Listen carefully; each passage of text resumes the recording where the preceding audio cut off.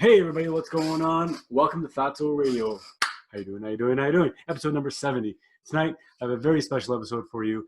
A good friend of mine, a good long-time friend of mine, like I say in the intro or in the video itself or the episode itself, but we went to high school with each other. We were buddies. High school's a fun time, right? And then we disconnected for many years and we connected and, reconnected, disconnected over years. We had a great chat. Desmond Silva. Desmond and I, like I said, went to high school together. We reconnected the other night. We chatted for a couple hours. I think it was like maybe 3 hours. We talked about a lot of things. One of the great things I love about podcasting, one of the things I hope you love about podcasting is that we can really unwrap things. We can really dive deep into topics. We talk about some real topics, some real stuff, racism, ethical issues, all kinds of stuff. Put your hands together and please welcome Desmond Silva to Fatso Radio, episode number 70. But before that, please don't forget to check out our big sponsors. Fatso Radio is always sponsored by Volpe Martial Arts. Please check out volpemartialarts.com for KW's hottest, newest martial arts school. It focuses on Kung Fu and Hapkido and awesome fusion. Sifu Adam is my brother, Sifu Adam Volpe. Check it out. Right now, you can check out the 2-week free trial. There's always a 2-week free trial going on. Right now, they're still rolling with their virtual classes. So business as usual, almost business as usual for them, of course, with the addition of the virtual. But hopefully soon we'll get back to that. Also, don't forget to check out Papa Earth. PapaEarth.ca is our sponsor. Locally sourced meat, Canadian meat, if you're in Alberta or in Ontario, delivered right to your door. PapaEarth.ca. And when you check them out, don't forget to use the code word FATSOMEAT to save yourself $10 off a small box or $20 off a large box. Thanks, folks. Put your hands together for Desmond Silva. Like I said, we get into it. We talk openly. We talk honestly. I hope you appreciate our honesty. And again, like I always say, we're not experts. I'm not experts. We change our minds all the time. I hope anything I say doesn't offend anybody, and I want you to know that it comes out of love. We always learn. I make a lot of mistakes. We are continuously making mistakes, and we're learning by our mistakes and learning by our words and our actions. And this is how we learn. So if I do say something, you think maybe I need to say it a different way or I need to look at it a different way, please teach me, because I am open to this and I am coming to this from a position of love, and I always will. Even if I'm making a mistake, it's going to be my honest approach, and it's going to be my honest intention of when I'm trying to send my message. And my message is always about love. It's always about sharing. Like I said, Desmond and I, we had a lot of laughs. We had a lot of good times, a lot of reminiscing, but we talked about some really difficult stuff, some really deep stuff. So again, thank you for your time. Thank you for listening, as always. Desmond gave me 3 hours of his time, and it was really, I really appreciate it. Thank you, my brother. I hope to talk soon. We're going to do this, hopefully, on a regular basis. Thanks, folks. Episode number 70.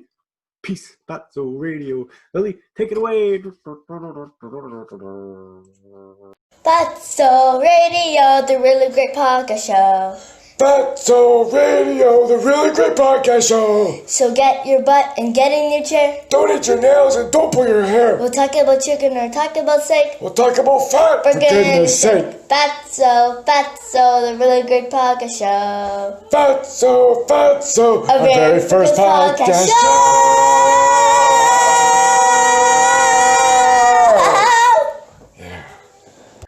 Hey everybody, welcome to Fatso Radio, episode number 70. And tonight I have a very, very special, long-time friend. We've reconnected, disconnected for many years from distance all over the country, all over the province. Desmond Silva, welcome, Desmond, my friend. Thanks, Carlo. I'm so glad to have you, Desmond. Thank you for coming. And like I said, we, as you can see, we are definitely of brothers of the same mother. No, anybody's watching online. One of the things that me and Desmond share in common, or share as friends, is comedy. And I want to get into that as well, Desmond, after we talk about the heavy stuff. I want to talk about the comedy, because I think in the end, comedy is going to be one of our solutions. It really will be, to all of these problems, because it brings love, right? It brings joy. But folks, I want to get into this again. Like I said, I met Desmond, what was it? So grade 9. I think we just reminisced, actually, and brought ourselves up to speed. But grade 9, back in Sault Ste. Marie, we were 13, I guess, 14. St. Basil Secondary School, we met in grade 9. And soon after grade 9, in grade 9, I was basically considered Buddha. And then for years, you and I, we hung out. We did the whole high school thing. The high school thing was so cool. I want to definitely reminisce about that as well. But then, after high school and university and boom, we just, we go. And it's been, 10, 15 more years than that. 20 years. Yeah, man. Or the last time I saw you, you were like, yeah, you're way better shape now. But yeah, you were still bad. You like Zagordo back then would be like, you were still back in that shape where Zagordo said that you could bounce back. You know what I mean? bounce back. Yeah, it's fluffy. I like to say fluffy. Fluffy, yes, fluffy. But yeah, so if you want to just kind of share with our friends or kind of our listeners, our viewers, one of the reasons why, or many of the reasons why I want to bring this episode. In this episode, I want to talk about everything from to race, to economic things, to what's going on in the world. Like I said, one of the great things about having a friendship like with you and with many other people from even a small town like Sault Ste. Marie, where I had the good fortune of meeting people from all over the world, right, and from all over backgrounds. And the best way to get through all of this, in my perspective, and I think you'll agree, is to talk about it and to get to know what's in your head and to get to know what's in my head and to really unpack it. So yeah, if you want to just kind of give our viewers, our listeners, a little bit of background, kind of your family ethnicity as well, and then kind of bring your perspective. Yeah, thank you. So like my parents are immigrants from Sri Lanka. I was born and raised in Toronto up until the age of 13.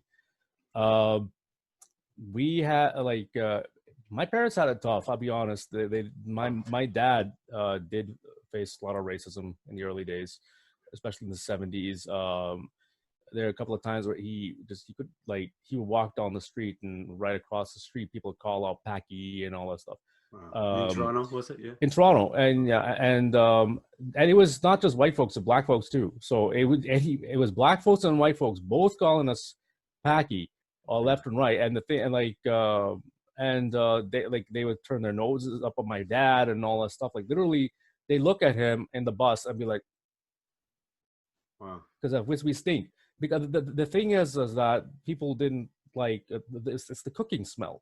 Sure, right? It's from the spices we eat. Yeah. So yeah, exactly. But the cooking smell from South Asian food is very strong. Sure. So my mother had a habit of putting incense and other stuff to try and get rid of the cooking smell in our house.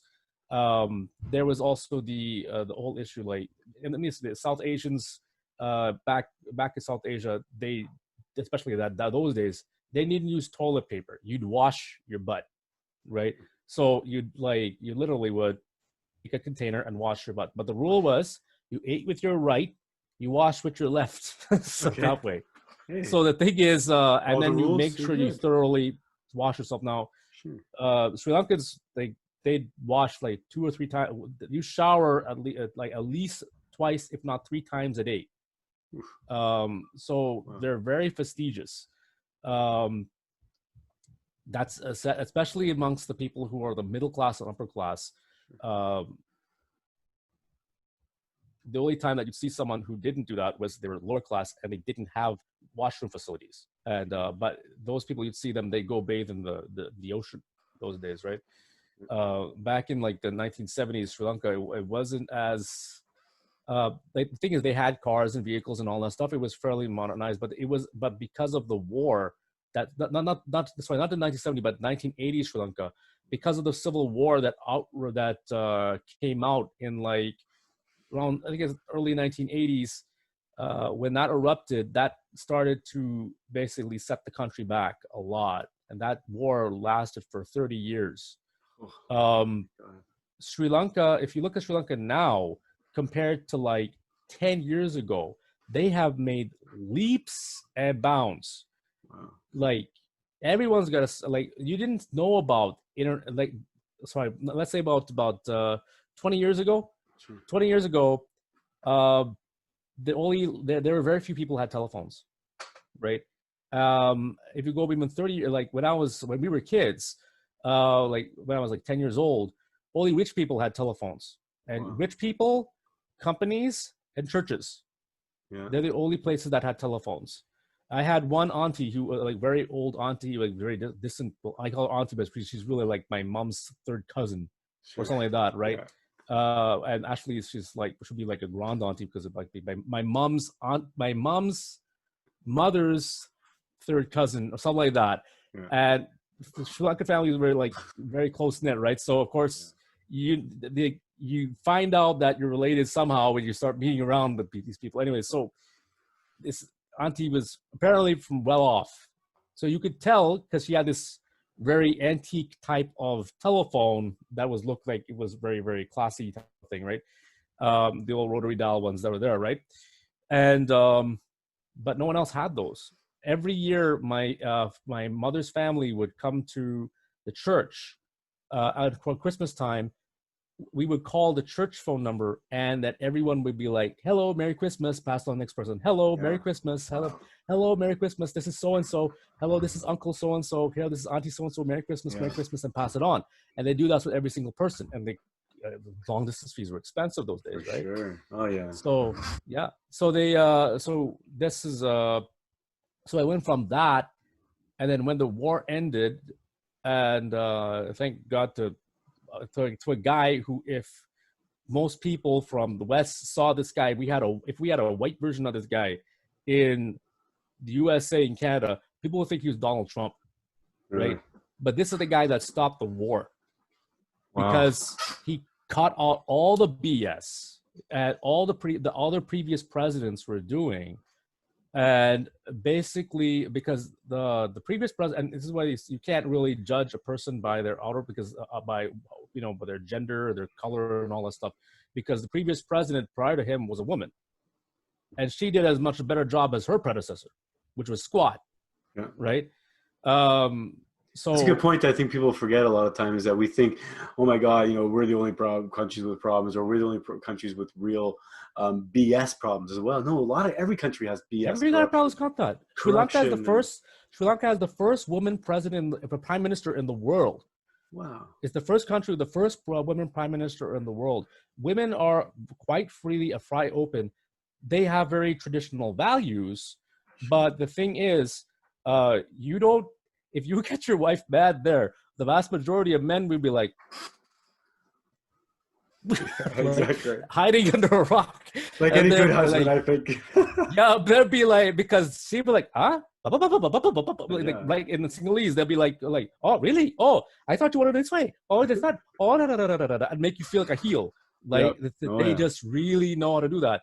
So, and my grandfather was like that. My dad is like, my dad every now and then he'd be like, okay, enough's enough, right? And he'd pipe off. But then my mother would be turned back. Okay, yes, I know you are the king. No, you are the Lord. No, okay, I stay like nicely. I'm like, my dad like, oh God, give me a break, right? So, but the thing is, so the women still have a very large say in those countries, though that there is still very traditional values that are there. And if you want to climb up and this is a very conservative country, if you want to climb up in that country, regardless of your male or female, you can do that. It's not a problem. So and the same thing goes with the presidency, right? So gender doesn't play an issue over there. Merit does, and merit and clout.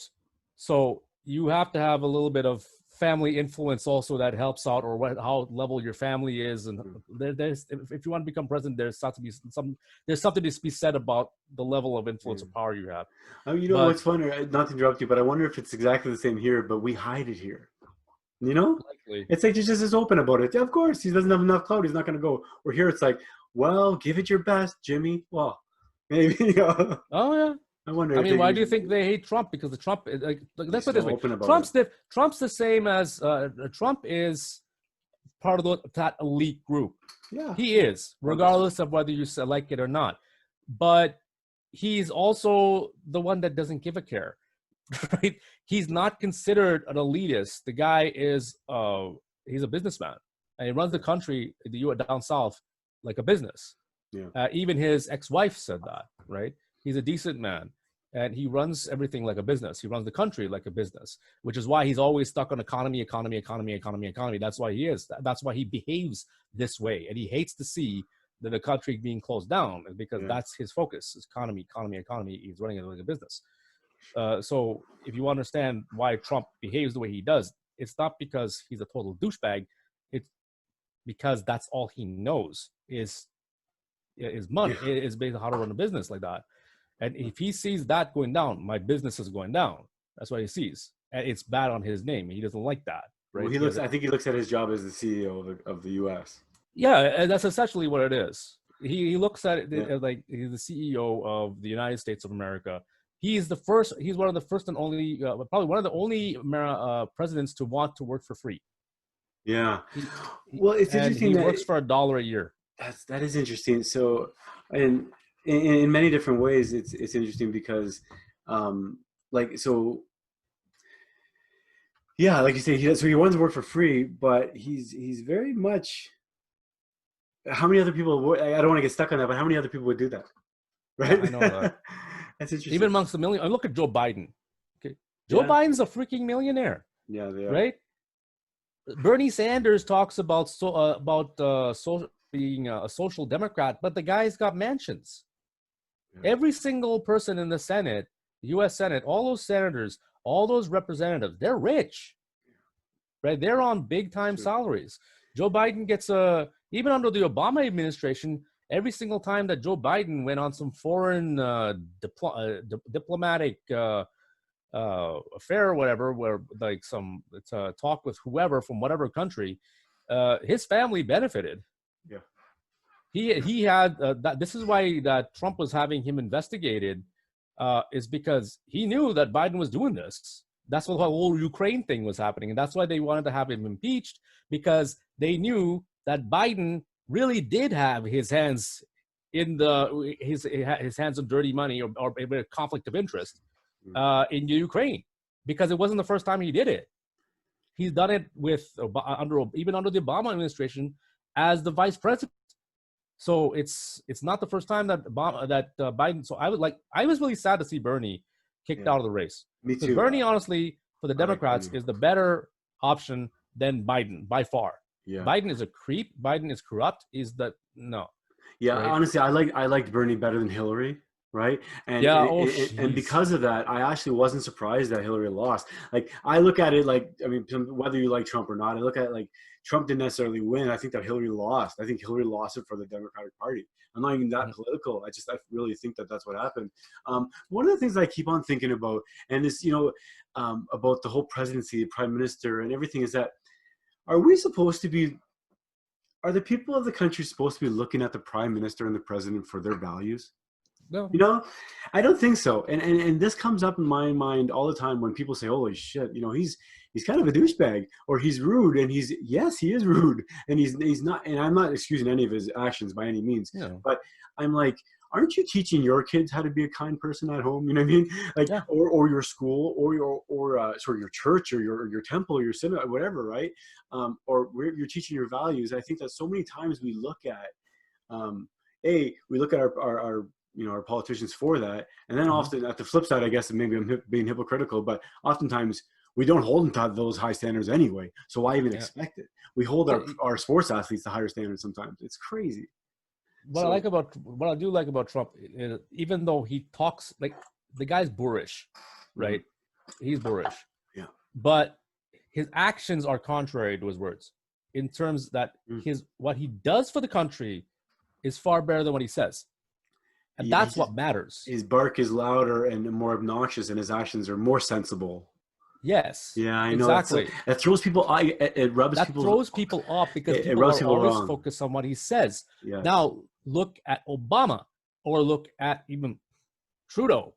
Yeah. Both of them So pretty. very well spoken, say a lot Yeah. of nice things. Very, very And the guys, attractive looking. Yeah, yeah. yeah, Obama, did he do anything? And a lot of black folks, they voted for him, for Obama, Sure. just because he's black.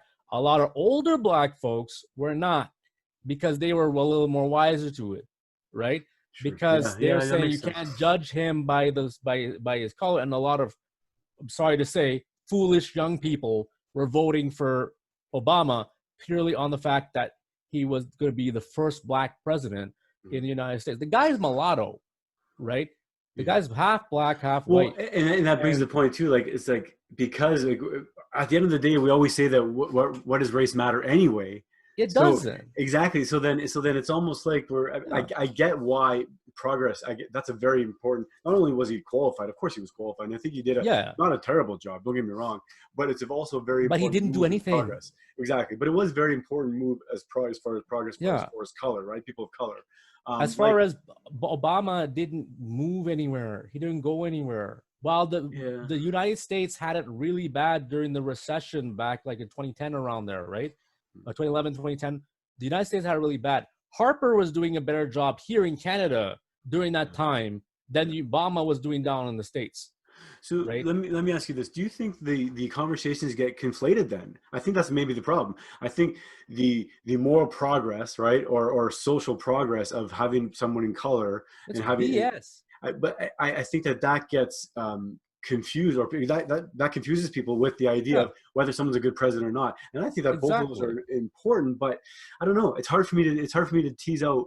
You need to choose someone based on their merit, not the color of their skin. Like, for Pete's sake, I've gone through, my family has gone through racism firsthand. Okay, when I came to the Sioux, you know how many? I know a lot of people there that were so freaking ignorant. Okay, like they looked at me. Every single question: where are you from? Toronto. No, where are you from? Like, Toronto, you dimwit. I'm born T.O. Do I sound like Apu? Like, for Pete's sake, from The Simpsons? No, I don't. Like, if I was like Apu, I'd be, hello, sir, how are you? No, I don't talk like that normally, right?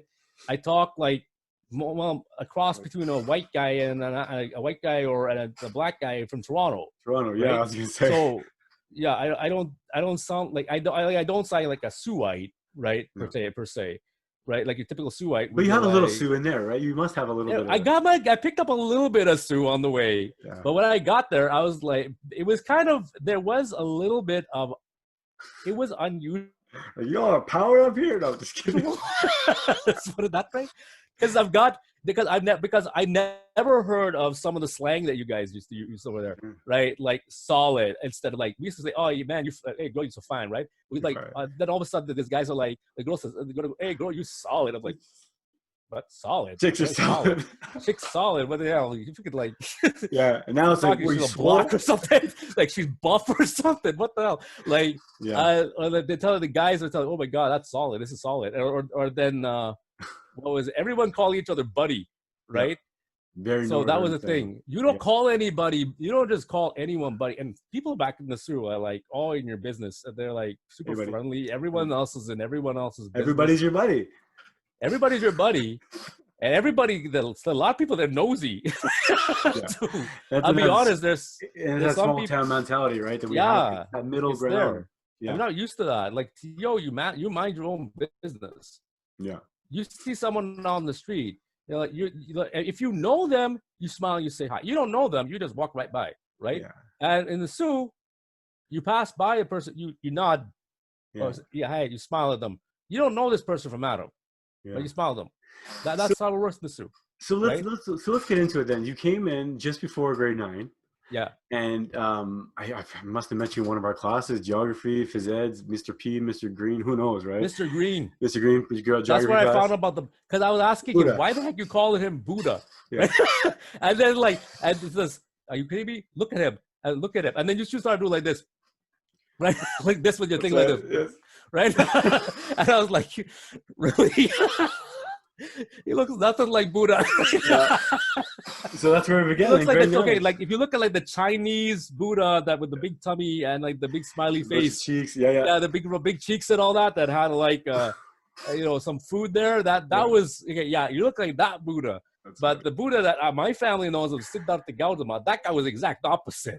Okay, the guy was not bald. He had hair with like buns on top, and he was like skinny and everything, and was a beggar, like was a monk and begging around, right? Yeah. So that's the guy who started Buddhism originally, right? So Theravada, they call it Theravada Buddhism, and then there's I think it's Mahayana Buddhism. There's the other version. There's two major sects. There's Theravada Buddhism and there's Mahayana Buddhism. Theravada Buddhism it's like Theravada Buddhism to Theravada Buddhism to Buddhism is like the Catholic Church is to Christianity. Okay. Put it that way. And like if you one of the biggest kind of sects of it. Yeah, if you took the Catholic Church and the Orthodox Church and put them together, you get the Holy Apostolic Church. Okay. Right? The original church. You put those two together, you get the original church. Theravada Buddhism is like that for Buddhists. Gotcha. Mahayana Buddhism is kind of like the Protestants. Okay. Right, but not so much. It's just that it wasn't because they protested like the old thing we had with the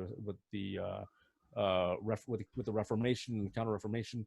It was because of cultural things and certain things that got mixed in with Hinduism and other concepts as it started to move further east. and you saw more and more changes in Buddhism as it goes on. Like there are more modern versions of Buddhism that are out there. I even dated a girl who was Hindu, converted to one version of Buddhism that was like East Asian Buddhism. Okay, yeah, and it stretches it's quite everywhere. different from the Theravadan moon calendar Buddhism that we know of in South Asia. So, but yeah, anyways. Yeah, so I was Buddha, and I Yeah, basically you're a Buddha. for really just the aesthetic or the visual reason, the representation. Shiny head. That's the And I think it hair. was like after a month into school or something, I shaved my head. The football team, the guys, peer pressure beyond good, of course, all good. Yes, But of shaved course. my head, and then I was sitting in class like this one day, and I'm sure Mr. Green, Eddie, hello, if he's listening, he's probably not listening. He better be listening. But yeah, he's Mr. looking Green at me. tell He's a like, lot of jokes that if they wouldn't fly into your weapon. yeah, that's true. Like, But it's that funny. whole remember that whole Swahili thing? I don't know if I remember He that had one. this joke is like, if you're any more crazier, you speak Swahili. Oh yes, yeah, He sure. used to say that if you're more crazier, you speak Swahili. And if you're Like that, Swahili, and he almost stick his tongue out when he did that, right? He had to stop to do that. I'm like, oh god, if any of the guys back at TO heard that, especially amongst the Afro community, oh my god. Well, and so that brings a good question or to mind is that so because of the change, I mean, Toronto, like you said, there was everybody from all different nations, all different the continents, and you're coming from the Sioux. What kind of, maybe share with us, what kind of people did you run into Toronto growing up? Really, was it everybody? Like, Korean, Chinese, Japanese, black. Black meaning like both. When you say black, is mostly like Caribbean, Jamaican type. Those are the majority of the black community that was there in Toronto. Mm-hmm. That's why you get a lot of people talking Patsuan. And you get you get Patsuan slang that's mixed in with the local slang that's there. So if someone comes up, call you Bomboklat, you know exactly why. Yes, all right. Done my research. Yeah, so that's why. So they. So it's just all over, yeah. Oh yeah, it's all over the place. You got people from all around the world there. It's a real good place to raise kids if you want them to be culturally aware. I'll be honest. Yeah. The thing is, Toronto these days is a lot better than it was when I was a kid, right?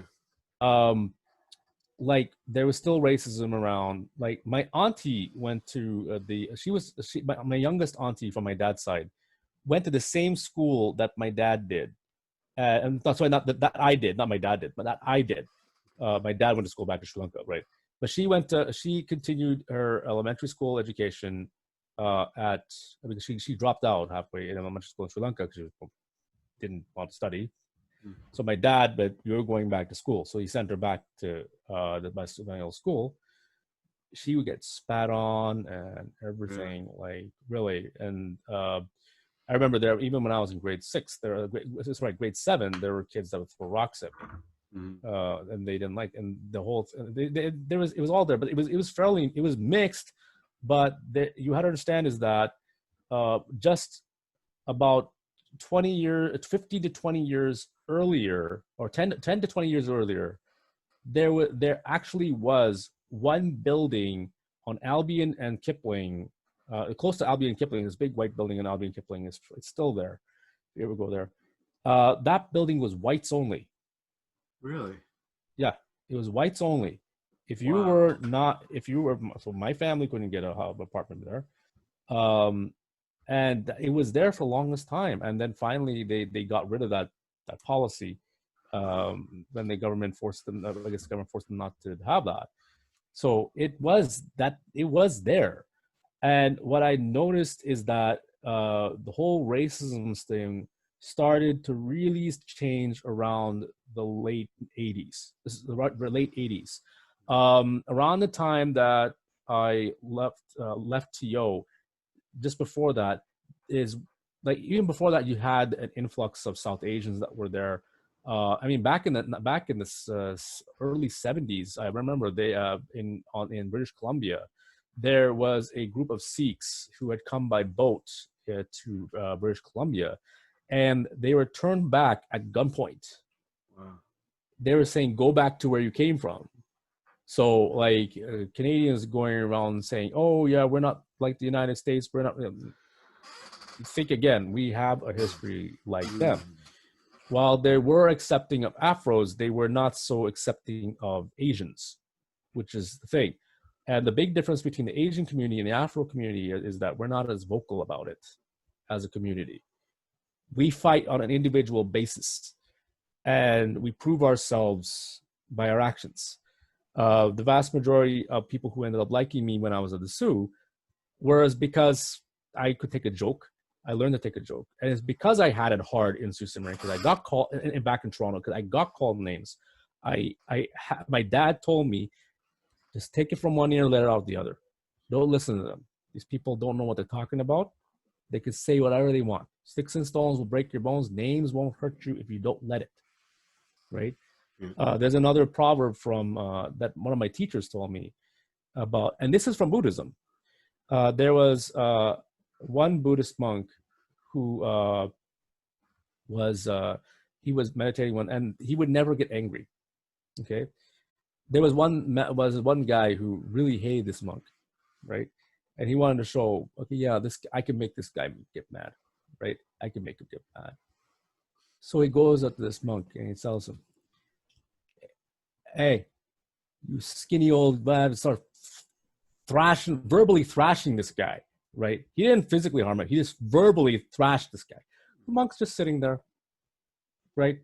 Not saying a word. It is, "Hey, can't you hear a word that I'm saying? Don't you see what I'm telling you?" I'm like, "Yeah, I hear you loud and clear." And then he's like, "Why aren't you getting mad? Why aren't you getting mad? Why aren't you saying anything?" Like, let me ask you something. If you have a gift and you give it to somebody, but then that person doesn't accept it, and what do? Well, I have to take it back. Yes. And then who does the gift belong to? Me. Yes. And likewise, so do your insults. The same goes for your insults. That's perfect. I don't have to accept them.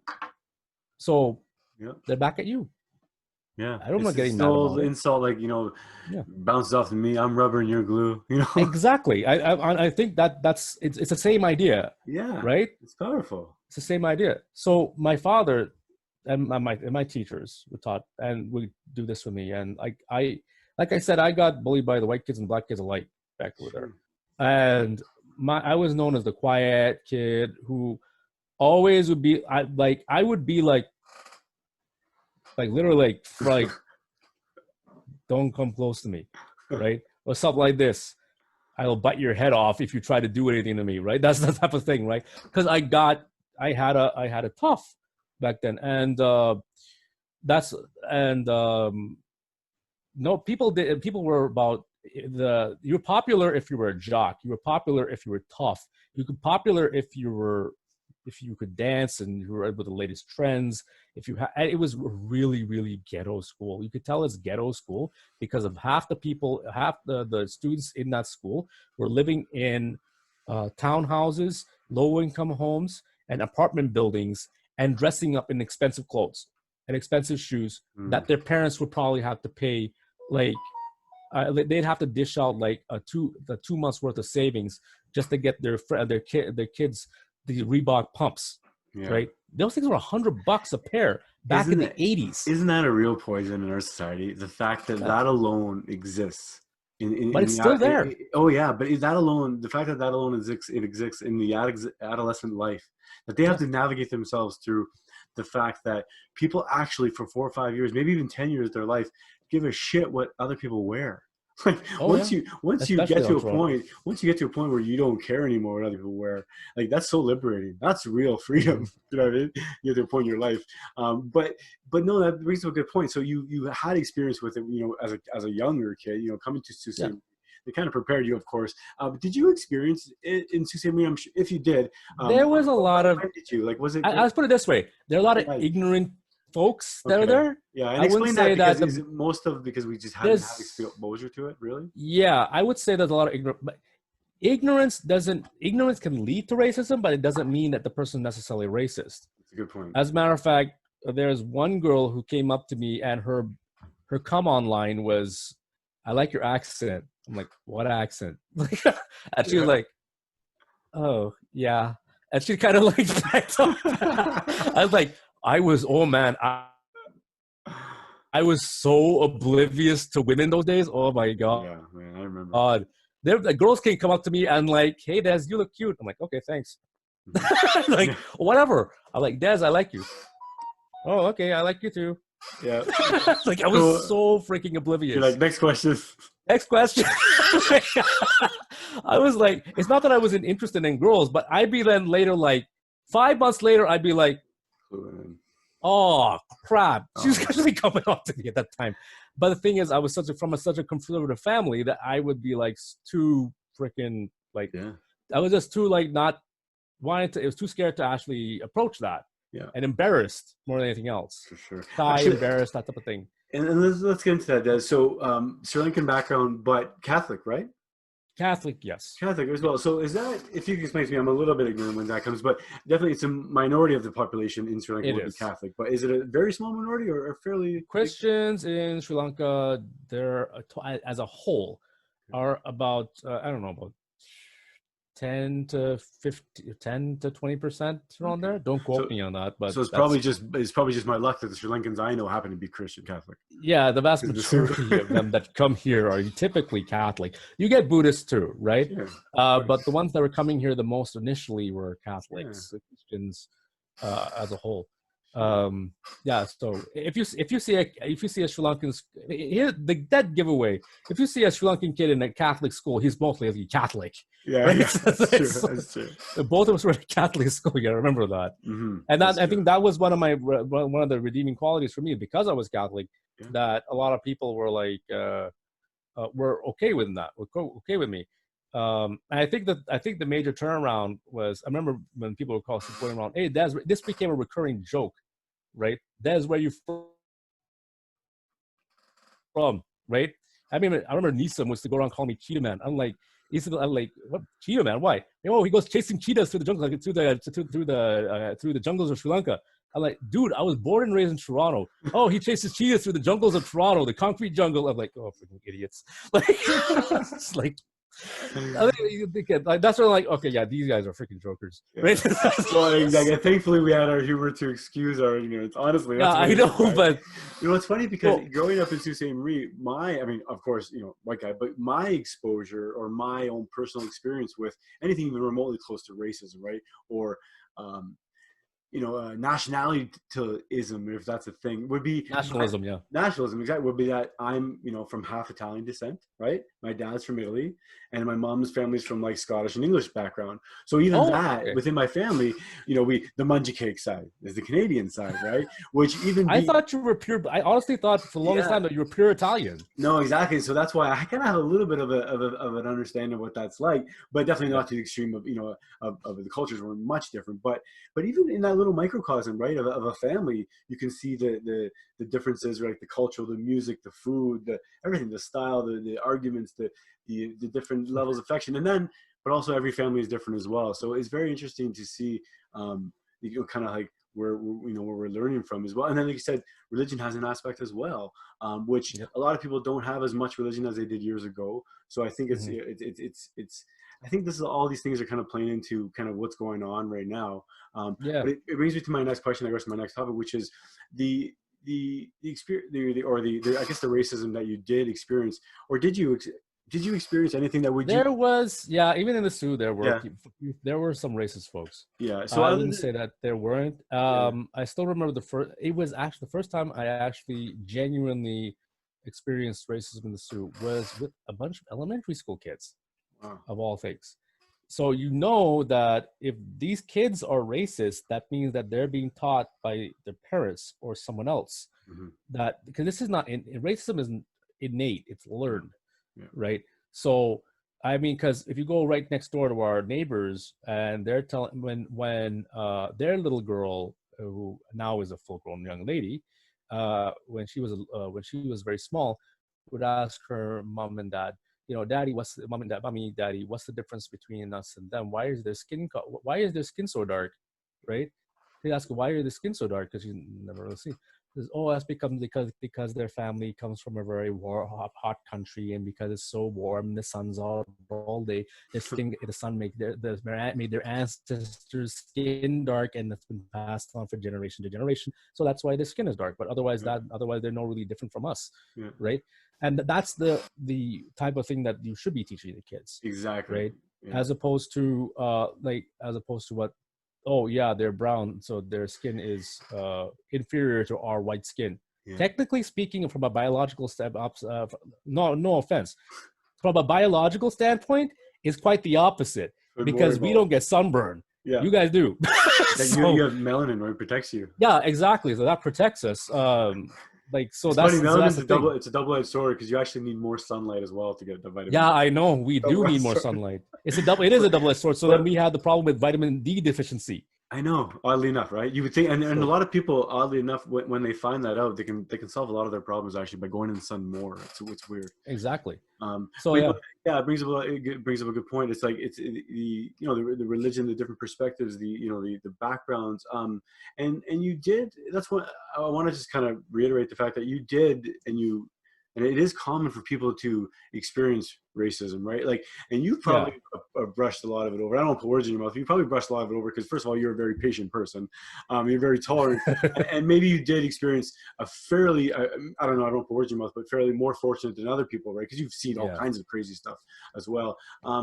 But let's leave this, I don't know, I guess the best segue, if we could, into this situation, what's going on right now, Minnesota, and all the racial things that go on in the news. Like, first of all, before I get into that, I just want to say one thing is that, and this is what I was talking about, that turning point when I was in Sioux, is that whole joke that was going, Desi, where are you from? Desi, where are you from? I don't know if you remember Jeremy, big tall guy, always. Jeremy Roussel, I think. I don't want to shut him out. Hey, Jeremy. Hey, Jeremy. So he, the wiry guy. He was tall, skinny, wiry, and like always had a mushroom cut, blonde hair type of guy, right? So I remember that guy. And he tried to pull that joke on me in the change in the boys change room doing PE. We were waiting for PE, right? Jesus. For physical phys ed. So he's like, "Hey, Des, where you from?" I'm like, "My mama. What about you?" Right? Like, exactly. Oh, you're from Toronto. You're smart. You're from a goat or something. All the guys start laughing. It's like, "Hey, he got you," right? Exactly. Yeah, and then that's all it takes, right? Because that's how real friendships start, right? Like anything else. She's getting to know.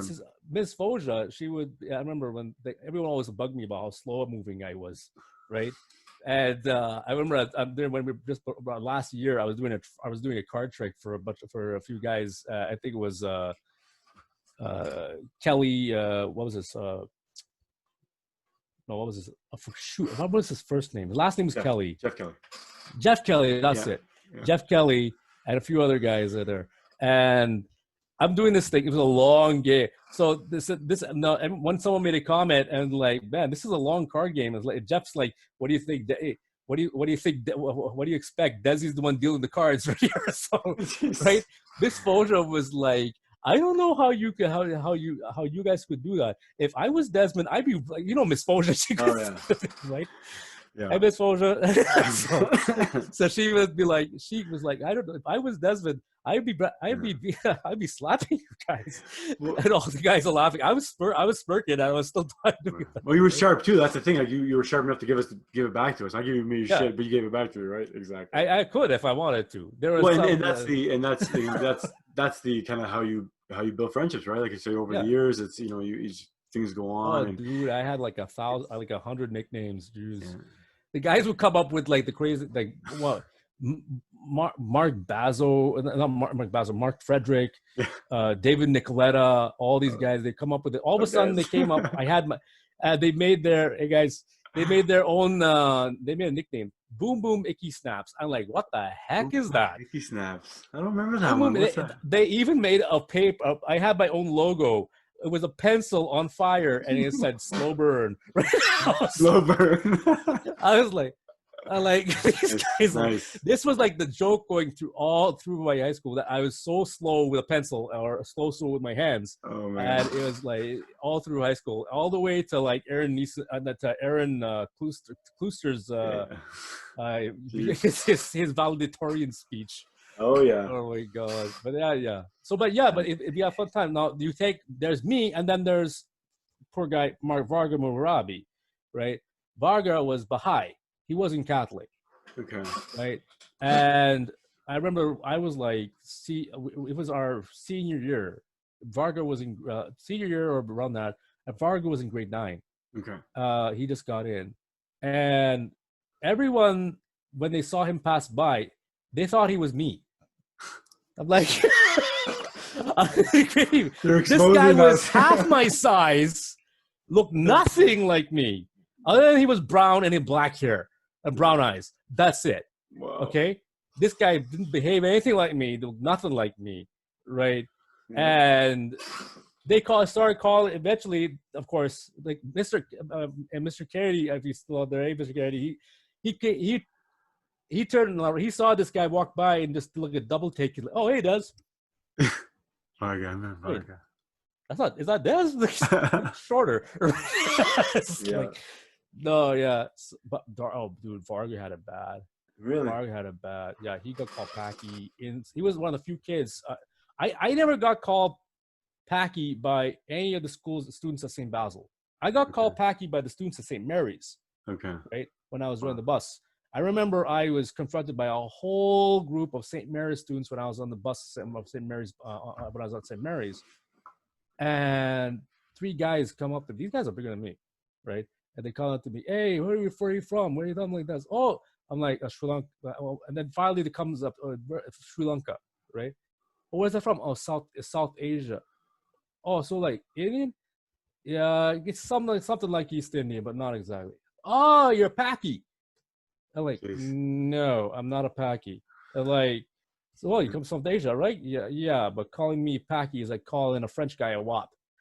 Everyone's like, oh, and you're like, yo, you better not say that on this bus. I'm like, you better not call me Packy. Okay, so these idiots are like, oh, we gotta call him something. Okay, oh, I know, he's a slinky. He's a slinky. I'm not my friend. Oh god, freaking idiots. So my nickname at St. Mary's was Slinky. Slinky. Hey, Slinky. I'm like, oh, freaking idiots. So that was my nickname, and these guys weren't bad. Like they didn't do any bad to me and all that stuff. But yeah, they were just crazy bags. Yeah. So is it safe to say that, I mean, like I said, I mean, you did experience it, of course. Was it ever violent? Did you ever get? Was it ever physical? Was it anything like that? I kind of, I don't know what it is. Or did you ever? So on top of that, did you? So was it ever physical or violent, or did you ever feel it systemically as well from police, teachers, anything like that? In the Sioux. No, I had some bad experience with the Border Patrol. Okay. But you could tell when these guys were looking at you the wrong way, running your races. You experience this long enough, you are able to tell, right? Sure. Because they got this shady kind of look at you where they're like, kind of like, yeah, it's you could tell these guys are racist. They just ooze it, right? It's not because they're white. It's the way they're looking at you. It's the aura that they give off, in a sense that it's like it's you don't have that sense. You know the idea of bloodlust. You can sense someone's bloodlust, something like that when they're going to be bad. It's something like that. You can smell it almost. You can smell it almost. It is just that bad, and it's the way they talk, the way they carry themselves, the way that's what gives it off, and the way that they look at you. And I've had a couple of instances like that with Border Patrol guys on the Canadian side as well as on the U.S. side, and they pull me over, right? Most of the typical ones who knew me, they're like, "Oh, hey, okay, it's Daz. Yeah, go ahead." Of course, yeah. Right? Sammy was one of the Border Patrol guys. Yeah. I remember, what's it? Sammy Felice. Last names. Yeah, Sammy Felice. Felice, yeah, Sammy Felice. Yeah. Shout out Sammy. Sammy. So yeah, he'd be like, he'd be at the border, and he'd be like, "Oh, hey, Des." Yeah. So So I also want to be clear as well. I'm not by asking you if you've experienced it or have you. Yeah. Just I definitely want to get your perspective. I'm not trying to value or devalue or or trying to put a volume or value on how you Uh-huh. experienced it. But what I guess I'm trying to show to our listeners, to our viewers, especially for people who, quite honestly, like for me, white people. For anybody who's like me, who's white, who's in my situation where I haven't really experienced racism, right? Now, maybe I have and I haven't noticed it. That's the thing. Because there's racism to white people too, right? It's just maybe Oh it's yeah. not as obvious, right? But I just wanted to show and really shine a light a little bit on the idea that it is prevalent, right? So it's not Oh yeah. uncommon. It's not uncommon by Oh yeah. any means. So most people of color have probably experienced some sort of it, I think. Oh, even back at LSSU, I almost got falsely accused, falsely accused, framed, and there was one prof who was trying to put me in jail. Really? See, and I But think this that's guy was him and this other prof that he teamed up with to try and make false allegations against me. These guys, they were known racists. Like they were the racist pricks.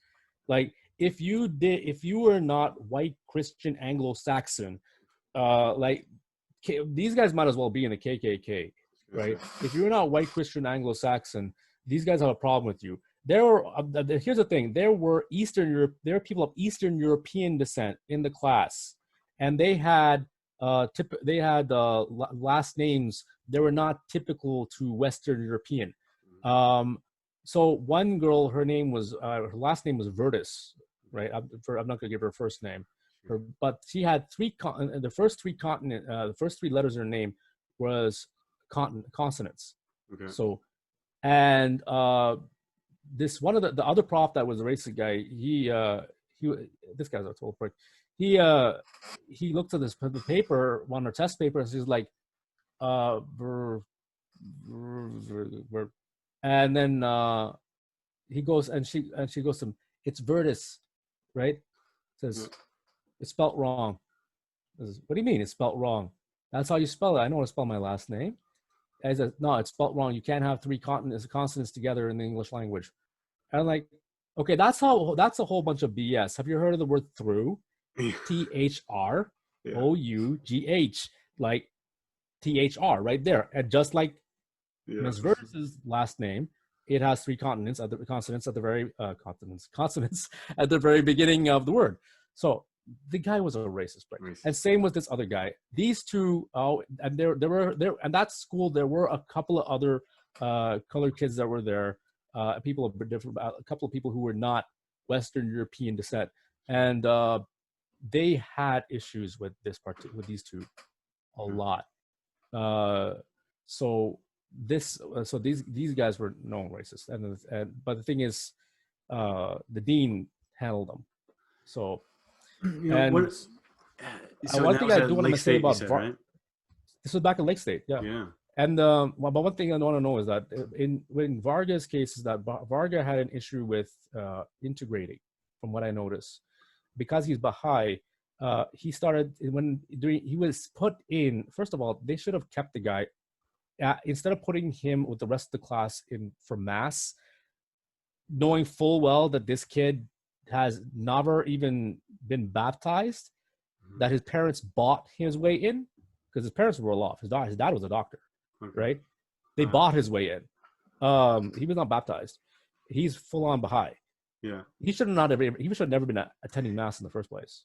They should have put him in a classroom with a teacher and let him have break or something like that. No, I think have they changed the rules in the Catholic school? Because I think you don't even have to be Catholic anymore. I don't think so. No, it's the same rules. The Catholic Church has the same rules. You have to be Catholic if you want to get in for free, so to speak, right? Okay. But you can, if otherwise you have to pay if it's a private school, right? So isn't it just allocating your taxes, whether it's private or separate? You do. School? You still you can allocate your taxes at the Catholic school. Yeah. But the thing is, what Varga was doing during Mass is when it came time to say "Peace be with you," instead of saying in English "Peace be with you," Varga was folding his hands like this and going "Shalom, shalom, shalom." Shalom means peace be with you. Peace, yeah. But nobody in the Sioux knew that, right? Especially in 1992 or back in the 90s. Yeah. And there are, I'm not going to say who, because I know this guy's a good guy, but they took exception to that, right? And the poor guy used to get bullied a lot, and he called him Packy, right? Yeah. He called them packing, and I think it was Jamie. I forgot. The thing is, I remember these You're guys' calling first everybody names. out today, aren't you? It's all good. I It's know all these guys' love. first names. It's all good. His first names, but he told them back, dude. Desi's here. Desi's brown. What do you call it? Desi's brown too, man. What are you calling it? But this, yeah, but Desi's Catholic. Well, yeah. Well, times have changed now. We've learned a lot. Desi's not a Paki. Desi's not a Desi's Catholic. He's not a Paki, right? And that's actually a perfect example. I mean, not. I don't think that was right that he was able because no, it wasn't right. But that's a perfect example of you only know what you know, right? And growing up, for example, if you grew up from Western European descent in a town like Sault Ste. Marie, say you're Catholic, and you grow up through Catholic school, and most of the people you know are from there, right? That area of the world, and preach in the same manner, and you're really so out of touch. You're so out of touch. I'm not excusing bad behavior. I'm not ever excusing treating anybody with disrespect or treating somebody without love. But what I am trying to do is explain how a lot of people are very surprised. But the next step is what you do. That's what matters. Right? If you take a step in love where you ask the question, you get to know the person, or you joke with them in your weird way of getting to know them, right? Yeah. Yeah. But there was still a big shock when the South Asian community moved in. Yes. There was a huge influx of South Asians that moved into the Sioux a few years after we left, right? And then bring a different religion as well, then, then brought a different religion as well. Oh, a lot of them are Hindu. They were there, right? Islam, East Indian. They're East Indian. Because what happened is Algoma Steel, which for those who don't know, Algoma Steel is, of course, one of the primary businesses that employs a lot of people in the Sioux, was bought out by an East Indian millionaire type of guy. He was bought out by an East Indian guy. And what he did is he either bought or built an apartment building not too far away from the steel plant, and brought a whole bunch of East Indian folks down to work at Algoma Steel. Not as manual workers, but as management and administration. Right? And there were a lot of people who were good friends of ours, who I know we're not really racist, who were like, oh my gosh, the Indians are coming. Right? It's like really, what the hell? Do you even know what you're talking about? Like they'll tell my dad is like, Frank, oh my God, the Indians are coming. Oh my God. You see so many of them. Like, next to Sri Lankans are coming. Next to Sri Lankans are coming. It's like my dad's like, so? That's like a perfect example of like they get used to what they get used to, right? So they're not used. It's a shock to them. And like I never knew about culture shock and all that stuff before, but now I'm seeing from those folks how they're experiencing culture shock. Now you go and see, I don't know if You Betcha is still around. I think You Betcha closed, but I heard about it closed, right? Yeah, I think so. You Betcha closed. But the last time I heard, they were actually for the first time serving rice and curry at You Betcha. Wow. So this is how far back that happened, right? And there are more East Indian shops coming up and things like that. So, it's there. So, So so the thing is, if by intermingling and beginning, no folks better having a sense of, and you're right about this, comedy is a big saver because you had to have a sense of humor, for sure, right? So otherwise you wouldn't be able to say, you won't be able to if you can't laugh at yourself, you won't be able to get anywhere. And that's one of the big things is I was able to. What's my redeeming trait, I guess, while I was in the Sioux, is that I was able to take a joke and I was able to laugh at myself, right? Like maybe I learned it from my dad. My dad would like so a couple of guys talking about how they went on vacation and how all the tans that they got, right? Right? Typical things like, oh my God, I want a tan and all that, like, or I think I was like I should have actually said this for some of the girls there. It's like, oh my gosh, I want a tan. Like, Des, I love your skin so much. It's like, well, if you want a permanent tan in your family, I can help you with that. So yeah, you got the genes. Yeah, genes, exactly. But the thing is, my dad was like, he says, oh, I got this tan. They do my dad like, hey Frank, where'd you get your tan? Oh man, I've been on vacation my whole life. Yeah. Right. So yeah, but. Yeah, going into the Minnesota thing, like you want to say, right? Yeah, man. Well, that's the thing, to kind of cap that off. Like you've experienced, a lot of things, and we come from different experience, backgrounds. One of the things that we kind of learn as life, we're 40 years old, 41, 42 years old in a couple of months, I'll be. Yeah. And like, we're learning, and what I'm learning, like everything else, you, you have more understanding the more you know. Dive deeper, Yeah. right? Like, if you want to know about a culture, dive deeper. And I think a lot of this stuff, like everything else, it comes from fear. It comes from fear of the unknown, right? The different. We are so drawn to the like, we have tribalism in us, so deep rooted, that it comes up. Now, one of the good things about, like, in towns like the Sioux, and not just every town, the more we're integrated, the more we have cultural diversity, the more we get to learn about other cultures, whatever, the better it is. Because I think that real racism comes from fear, right? I really do. It comes from fear, because it's fear of whatever. It could be fear of inferior, fear of they're gonna hurt you, fear of whatever it is, but it's the fear of the unknown, and it's fear, but then when you get to know somebody, like when I get to know you, or I get to know anybody from all over the world, doesn't matter. Even if I get to know a guy from Sri Lanka, I might not like you. You might be a dickhead, right? Yeah. But at least I get to know him. I can't say all Sri Lankans are dickheads. This guy. No, right? dickheads are all around the world where you go. Exactly, and that's the thing yeah, exactly. No matter where you are, you got racists all over, no matter where you go. Exactly, and that's what I'm saying. So, like, dickheads wherever you go, jerks, and it's almost like you got to meet an asshole from every color, yeah, to realize that we're all the same, right? Yeah, it's like ebony and ivory, just like Stevie Wonder and Paul McCartney used to sing, right? Exactly, and at the same time, though, I think that it's important to kind of tease out the idea that it doesn't mean that we're all the same. I mean, it doesn't mean that there is no color. It means that we need to celebrate it, right? You celebrate the fact that you have a different color than me, because with that color, it's not just the aesthetic different color. I'm talking about, or not just the visual different color, but what comes with your color is culture. It comes with music. It comes with food, right? And it's in my opinion, and it's in other people, I'm sure as well, is that it's always the arts that connects us. Always the arts. Like, and that's the thing, like comedy, me and you connected, right? Yeah, I'm making a joke, me and Mr. P are making a joke, or Mr. Green is calling me Buddha, we're laughing, you know what I mean? And it's funny because comedy, even through high school, like I may have looked like I knew what the hell I was doing. I had no idea what the hell I was doing, just like anybody else in high school, right?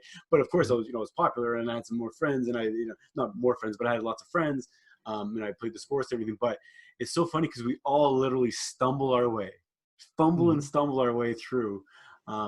And it's only through those stupid mistakes, and I've said stupid things in my life. I was a kid, I've said racist things by mistakes. You have to acknowledge that you're growing, right? As a person, you have to acknowledge that there's more to learn, and that we make mistakes. I've made tons of mistakes, like I'm sure many people have out there. But it's like, I guess before we get into the whole Minnesota thing, it's like, we have to sometimes make the mistakes, but if more truthful that you can have your actions, with more love, I guess, right? It's easier to receive that. So I guess what I'm trying to say is, if I say something that offends you, but I say it in a truthful, honest way, you'll be more tolerant of me. You'll say, "Hey, Carlo, what do you mean by that?" Right? Yeah. And you'll give us time to unpack 9 times, it. I don't know. Yeah, see, the 9 times I told you, I just have a freaking comeback for you. That's true. But if I really did, like, say something, you're like, "Holy shit, this guy get it wrong." You know what I mean by that? Like, yeah. Oh no, like I know a lot of folks that say that in the Sioux that say jokes that a lot of people in Toronto would not tolerate. Like, yeah. But here's the thing: is back in Toronto now, that a lot of especially people, especially younger folks who are on the far left, they are just like stick in the mud.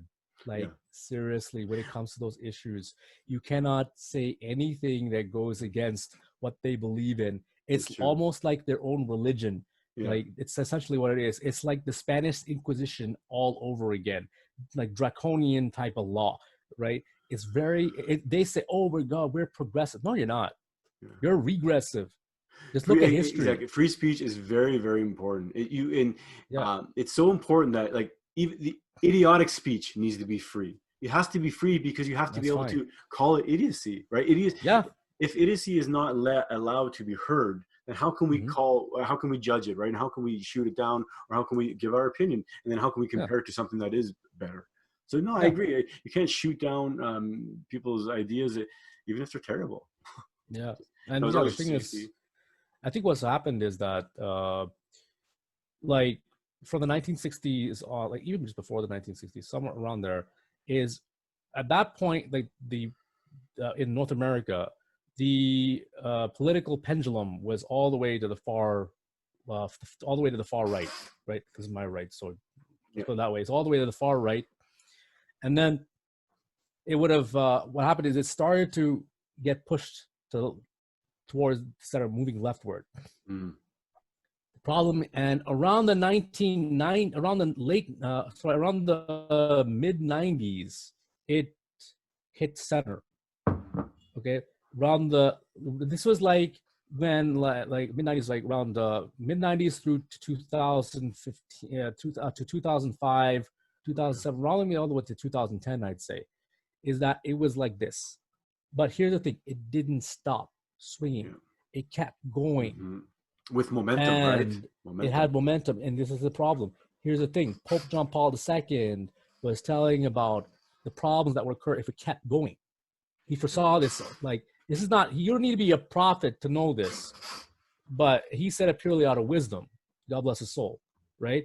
But what did he say? Expand on that. Like, but because around that time, was it basically just the progress was going to progress extreme? that was coming, because not just the progress, because there were things about abortion and euthanasia, and there were things about even gay marriage and all that stuff that was coming up and that was happening.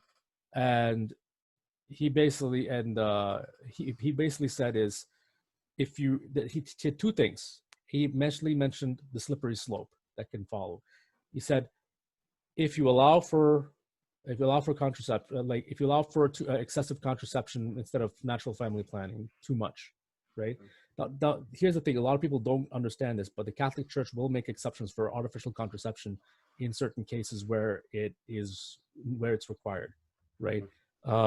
They will make exceptions. So the idea that Catholic Church will not allow artificial contraception at all is ridiculous. They prefer the natural method because it could be used, not only because it could be used both ways, but because there's a lot of benefits to using it that way and very few side effects at all. Yeah. The only time that they will make an exception to that is when there is a medical condition involved with the mother or even with the father, where the case is, and then they will go through. They say, okay, yes, go ahead with that, and make an exception. So they're not total stick in the mud. There's a reason.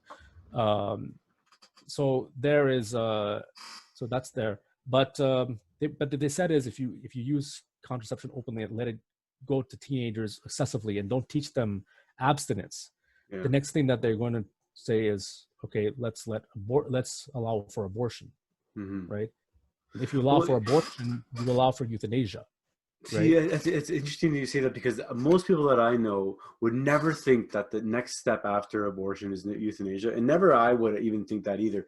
But if you present it like that, right, in a hypothetical way, absolutely, I could see if someone has an ulterior motive, right, or if the idea is now eugenics, right, because now this is the topic of conversation, right, with all this shit about COVID and all this stuff about what's going on with the world and who's having the power, and the balance of power is being shifted, and what are we doing? Our the whole world's bankrupt, all this stuff, right? So it makes you think about, it makes you think about what the hell's going on with this, right, as far as good or bad. But I don't want to get off too much, but Margaret's, like I said, Margaret said before, Margaret Sanger, the founder of Planned Parenthood, which is essentially, they say, oh, we're for women's health. No, they're an abortion facility. That's what it is. Their primary service is abortions. There are several people who have left Planned Parenthood because of the way that it's worked out. They purposely give young girls birth control pills, specifically birth control pills. Why not? Why do they give them a bag of pills rather than give them condoms or UDIs? The primary thing they do is birth control pills. Why? Because birth control pills are the most error-prone, they are the one form of birth control which is the most prone to human error, and people missing them, and some girl misses her when she's supposed to take a pill and all that stuff, and then you end up with an unwanted pregnancy. Well, what do they do then? They go and they have an abortion, and they charge the girl an arm and a leg for that abortion. People don't know this. Guess what? There's one or two things that can happen to that the poor aborted baby. The parts are either put into a a bio waste container. So it's they dump the whole thing in a barrel. There's no humanity, no humane respect for any of these children. They dump them in this thing, and they sent them off to be burnt or buried, or they sell them off to pharmaceutical companies. Jesus. They actually will literally sell baby parts. It happens in the U.S. for sure. Planned Parenthood does do this. There is Project Veritas has footage of them admitting in an open meeting. They're openly talking about this amongst their coworkers, amongst their peers, in a meeting, officially discussing the sale of aborted babies. Oh my God, it's disgusting. That is disgusting. And they use the word fetus. Sorry, go ahead. Use fetus to get away from. They get away from it. Just by calling it a fetus doesn't mean it's not human. A human fetus is a human. It's still human. Just like a chimp fetus is still a chimp, right? Yeah. Back then they could still call a chimp fetus a chimp fetus. But back in the 90s when this issue was coming up, but they would never call a human fetus a human fetus. They'd call it a fetus. Mm-hmm. And now these days, what they're doing is now in the U.S., especially in New York, they're extending this to afterbirth. Now they're calling newborn babies newborn fetuses, so that they can I'm not kidding you, this is really happening down the States. This is why Trump is having a ban on this, trying to put a ban on this stuff, because this is infanticide. It is murder. And what are they doing? This is going down that slippery slope. Yeah. It's basically they give him birth, they would keep the baby, make sure it's comfortable and all that stuff, and then the doctor and the mother would discuss what they would want to do with the child. What? That's murder. Yep. And if the mother decides that they want to have the child killed, they will then put the child away and let it starve to death. They let it starve to death. There are numerous people. That's almost unbelievable. You know what I mean? Like, we think we say, it's unbelievable, but that actually happens. So, and that rattles me, because most reasonable people that I know that are even pro-choice, right? So let's just give it to that. If you're pro-choice or pro-life, I'm pro-life by definition, but I also fall into the pro-choice, so it's complicated. But if I'm pro-choice by definition, right, that you're changing the definition now, is what I understand. You know what I mean? You're changing my own acceptance. Even if I'm not pro, it's complicated, I guess. Think about pro-choice. Here's the problem. We need timelines. We need. What are there are limitations, right? So many weeks. No, here's the problem with pro-choice. I don't know if I'm pro-choice anymore. It's weird. The older I get. Here's the problem with pro-choice. Let's put it this way. I'm not going to talk about this from a religious standpoint. Yeah. I'm talking this pure scientific. Okay. Because here's the thing. At the moment of, if you were going to define a individual organism, okay, an individual organism of any one particular species is one that has its own set of unique DNA and it has its own set of unique DNA or own set of DNA, and it follows its own path, so to speak, its own type of operational path. So a single-celled organism, it's like an amoeba. Now those things, when they split, they don't have a diversity of DNA very much, right? Because it's just it's just the cell division, right? But from that point when these guys are individual organisms because they operate individually, they then follow their own path of their lifespan, whatever it might be. Let's move on to multicellular organisms. So multicellular organisms, a single cell in a multicellular organism does not follow its own path. It works as a team with a bunch of other cells to follow a single path. Yeah. And here's the thing with a multicellular organism: every single cell in a multicellular organism shares this exact same DNA, but that DNA is different from its parents. It has half from its mother, half from his father. Yeah. Right? Even amongst plants, that's the case. Invertebrates have that. Both then you cut off a starfish's arm, and then that arm will grow into an individual starfish. Or if you cut a worm in half or something like that, it'll grow into a separate worm, two individual worms. But and they will have the same DNA, but they or identical twins will have the same DNA, but they follow different life paths. Okay. At the moment of conception, that happens. At the moment of conception, because prior to conception, you have the egg, which has 23 chromosomes from the mother, and the sperm, which has 23 chromosomes from the father. And before that, you cannot really define that as a human. It's essentially basically a human reproductive cell at that point.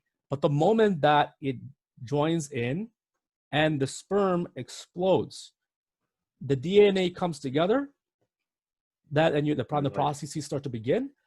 That is what the moment of, that is conception right there. And at the moment of conception, you have 46 chromosomes with a DNA set that is unique and different from its parents, even though there's half from mother, half from father, the set together makes a unique set of DNA.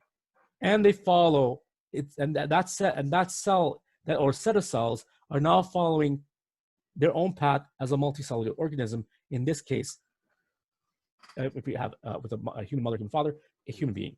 Yeah. So that's the thing. So we are human from the moment of conception, scientifically, and all the way till death.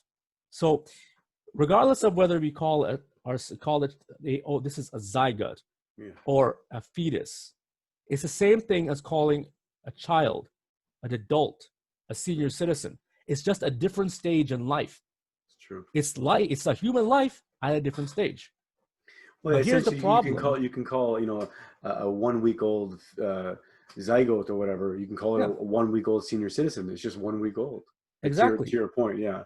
And what they're doing with a zygote or a human zygote, or what they're doing with a human fetus or human embryo,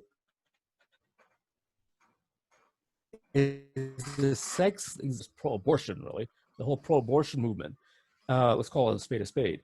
The whole pro-abortion movement is the exact same thing that they're doing now with newborn babies in New York.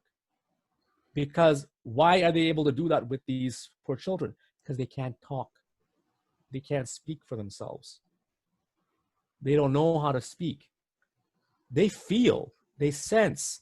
I mean, within 2 weeks of being born, the child has a heart, right? And in order for it to have a heartbeat, it has to have a rudimentary nervous system and a rudimentary brain, which means there is a very large possibility, which means that this child can feel, right?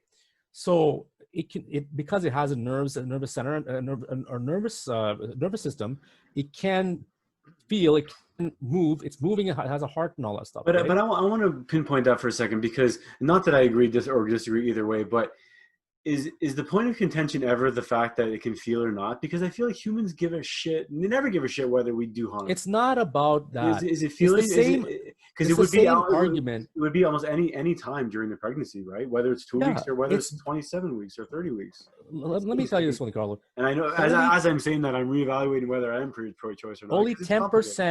Only 10% of all abortions are due to rape or incest. Only 10%.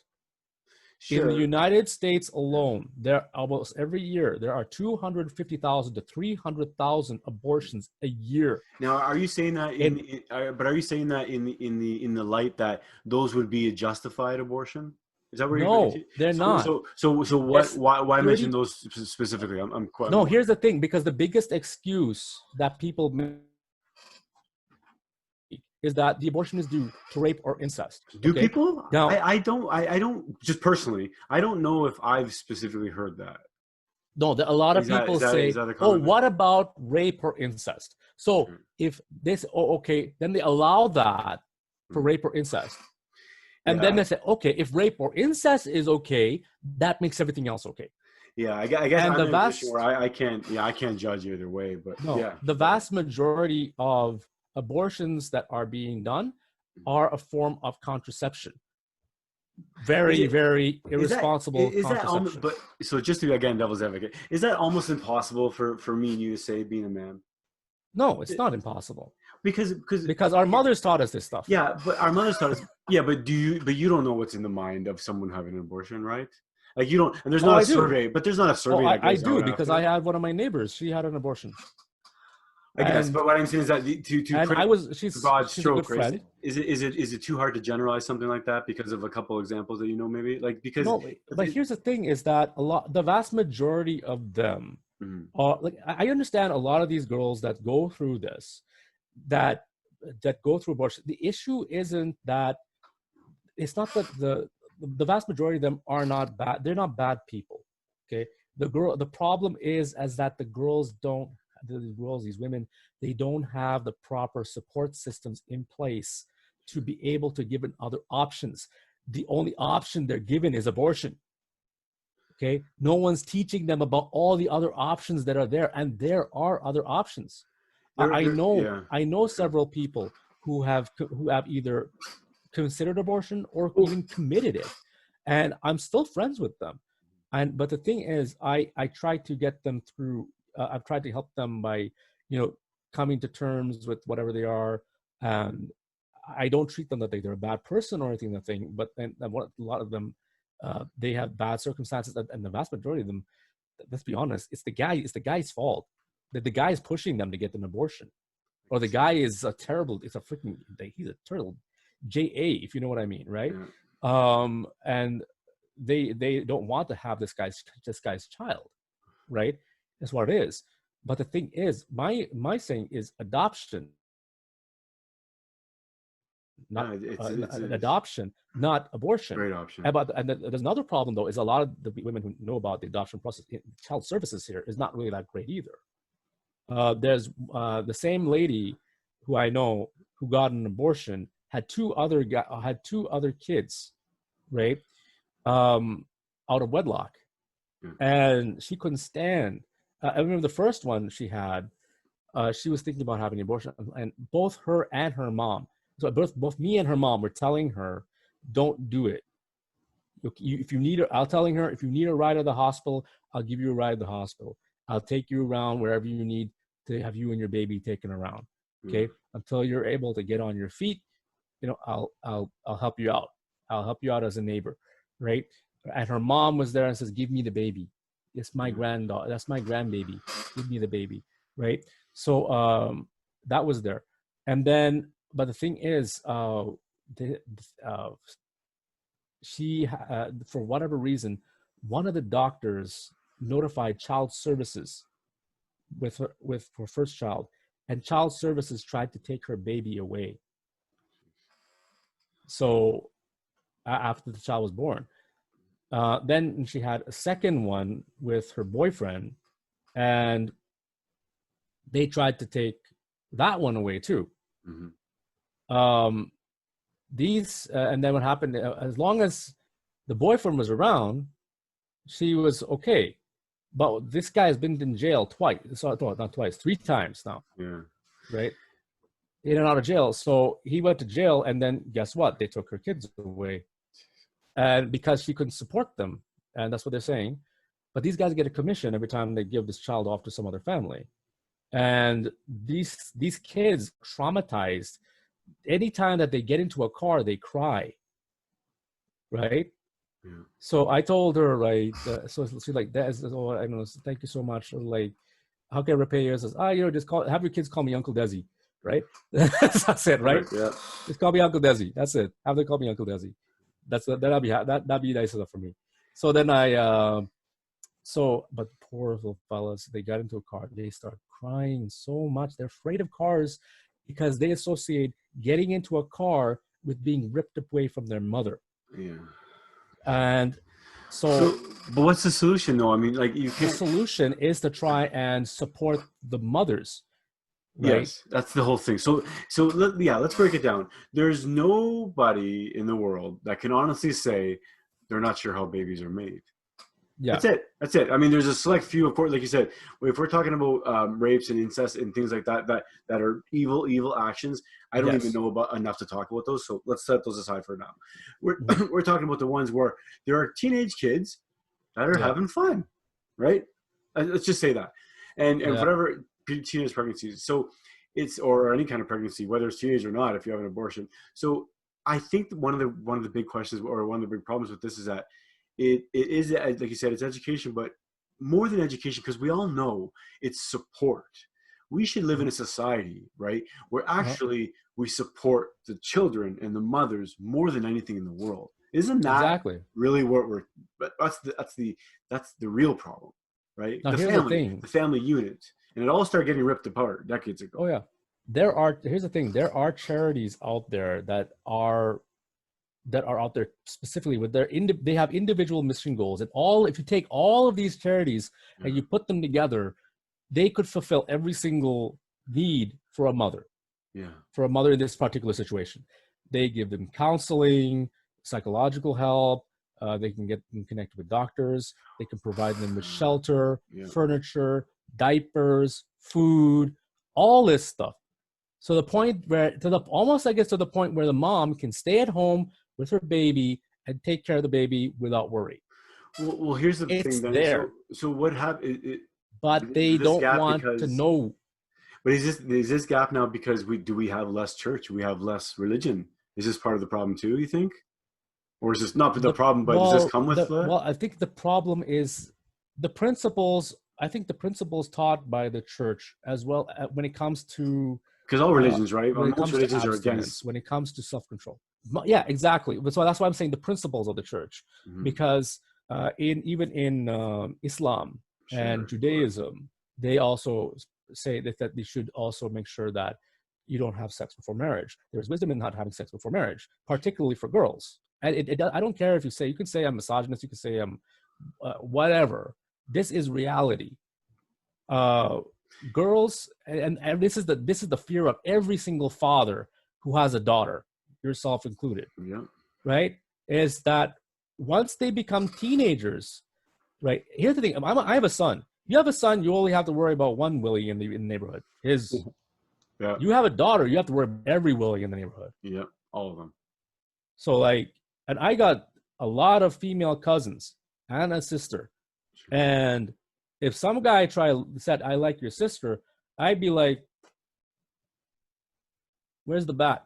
Right? So No, it's I know. like it's essentially what it is. Yeah. So and my dad would never let my sister as a teenager go near any party with boys.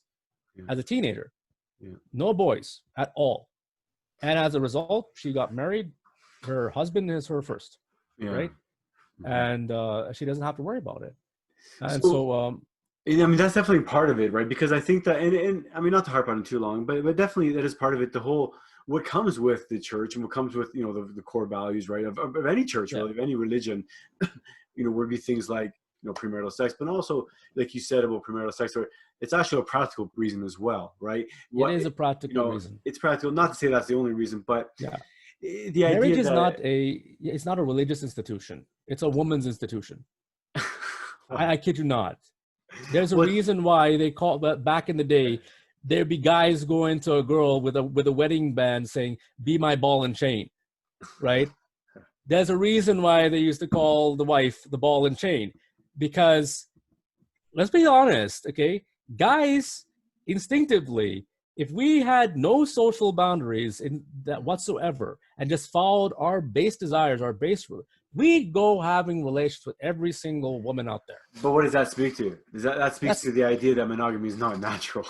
It is not natural. No, it's not. No, it's definitely not natural, especially for men. But it's as a matter of fact, the way that things like this, they did this anthropologically. If you go back, I believe it too. Yeah, Christopher Ryan. What happened is that the way things would go is that when a woman went into heat, she would just go up to a guy that she preferred, pick him. They go into a cave, they do their business, and then they go their separate ways. But the guy You're so romantic. but that's the thing. That's the truth. It happened, and the guy had absolutely no responsibility with child rearing. We were essentially like elephants in a way, because male elephants don't have any type of responsibility with childbearing. Well, exactly, and Female it makes sense why it literally took a village, right? You would make literally the aunties, right, and the Exactly. grandmothers would raise the children. But you know, it's funny because some people can look at that as a kind of misogynistic way, but I look at that as women actually having control, which is a good thing. I think women have control of the family. I mean, from my perspective, the woman, I mean, the mother, the woman, the grandmother, right? Mother Earth, guy, like, gives life to everything. So the idea that life runs out of not in the control of the woman, the family is not in control of the woman, doesn't make sense to me, because I've been in families. It's BS. As a matter of fact, my wife, my mother, yeah, for sure. Yeah, here's the thing: is that there are some things that say "happy wife, happy life." Woman rules from womb to the tomb. That's kind of ridiculous saying that. But the thing is, saying that it is kind of ridiculous saying that, because it's a two-way street in a marriage, whether you like it or not. Because you have to keep your husband happy, or he's going to be out the door. Sure. In a lot of cases, you had to have a very, very like Saint Joseph type of guy. If you got to keep him happy. Otherwise, if you don't have Saint Joseph for your husband or someone like him, guess what? He's gone. Well, exactly. That's a whole other episode we can even do just on just count just these days, right? Why they're not. Yeah. So going back to what I was talking about, this was what marriage is.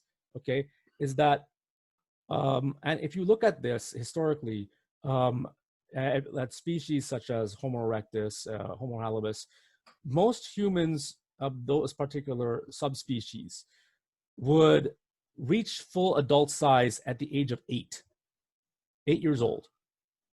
So they actually found this particular discovery when they found the skeleton of the remains of one member of Homo erectus, and it was full size adult. Okay. But the way that they check the age is by looking at the teeth. Okay. The teeth tell like the age of the person. Sure. Yeah. And by examining the teeth, they found that the person died at the age of 8 years old, but they were full size. Okay. What that tells you is that at that time we had to grow up quickly, and this is true for most animals, especially for animals that don't have a father figure around for a long period of time, right? And or the parents take care of the kid for a very short time, okay? And what you see is that those animals those young animals, their young have to develop very, very fast, or they won't survive, plain and put. So what happened is, though, is early humans, the father would go and he'd do a business. Now, this is why I said that monogamy isn't natural. The way that you were successful is by by passing your genes on to the next generation. That's how you're considered successful in nature, right? If you don't do that, you're basically an evolutionary dead end, and you lose. You're not exactly successful in terms of nature in that respect, and biology in that respect. So what the men would do, the males, what they would do is they would go and mate with as many females as they can, because they spread their seed, right? They spread their seed as much as they can, and hoping that one of these children would eventually survive. So they're basically playing Russian roulette here, right? From Russian roulette. The females, it doesn't matter how many males they mate with; they can only produce one child at a time. So it's useless. So what they do is they turn out to be very picky, right? They'd be very picky, and they get to say, so they would check, okay, this male is a successful male by these particular standards, according to the time. Therefore, I'm going to try and mate with him, because if his genes get passed on to my children, it's more likely that my children will be successful. That's right. And they'll pass on their genes. Yeah. Exactly. As a matter of fact, we still see that pattern today. Exactly the same. Well, this is why your grandmother wants you to do well and meet a nice girl, right? Exactly. So your grandfather, it's the same way. So here's the thing. And then, so they do this way. But the thing is that because the guy wasn't there, the mother had to do all the foraging and childbearing and everything. So what she would do, she'd have to hide her kids in a hole, right? or bring them close to keep them close by while she goes foraging. She could never do hunting, okay, because it was dangerous. Because she posed it posed a risk to her and her children. And if you even look at it today, the ones who take the risks the most are men, not women. Women are not natural risk takers. And there are psychologists that are helping women in their career to actually overcome that instinct these days. And you can hear a lot about Jordan Peterson talks about that a lot. Yeah. But anyways, it brings up a lot of questions though too, as far as how much should we be reprogramming our nature, right? I don't know. Well, the thing is, these are survival tactics. Mm-hmm. They're necessary. Yeah. Because if we didn't have these, we would not survive as a species. Yeah. Right. We would not be here. You and I would not be here talking over the internet if it were not for the actions of our ancestors taking this particular path. Absolutely. We're the master adapters, right? We've exactly. adapted to every situation. So what happened is that the mothers these mothers eventually as they grow older, they would then tell their daughters, okay, there are going to be males that are going to come after you. Here's what you do. You're going to make a deal with one of the males. You can find yourself a good male, a successful one who will treat you right, treat you well, and support his job. He has to go hunting, and he has to bring back all the food, and he has to give it to you and your children. Protection. Okay, you and the children that he has with you. And in the event that there is some danger, he has to defend you, right? Because he's bigger than you. Men are generally bigger and physically stronger than women, right? So it's testosterone, right? Well, it's evolutionary evident as well. It's evolutionary. It's evident. Like, for Pete's sake, like. So, anyways, so that's what the deal. In exchange, he only has to court you once, and he can have relations with you as much as he wants. That's the deal. That's the assumed understanding from. That's the assumed understanding. Two guys talking over the internet. that was the deal. That was the deal. Sure. Okay? It's pretty safe to probably assume that was at least was. And especially back those days, it would have happened because of high infant mortality rates. The life expectancy those days wouldn't be past 30 years old, right? People would have died of the common cold or the flu before they even reached 35 or 40 years old, right? Yeah. If you actually manage to reach an age where you got gray, you're lucky. There are situations of people who reached like maybe 50 years old or something like that, but they were very gray by that time, right? And what you ended up seeing as a result of this, mother stayed home while father went off and took care of things. Yeah.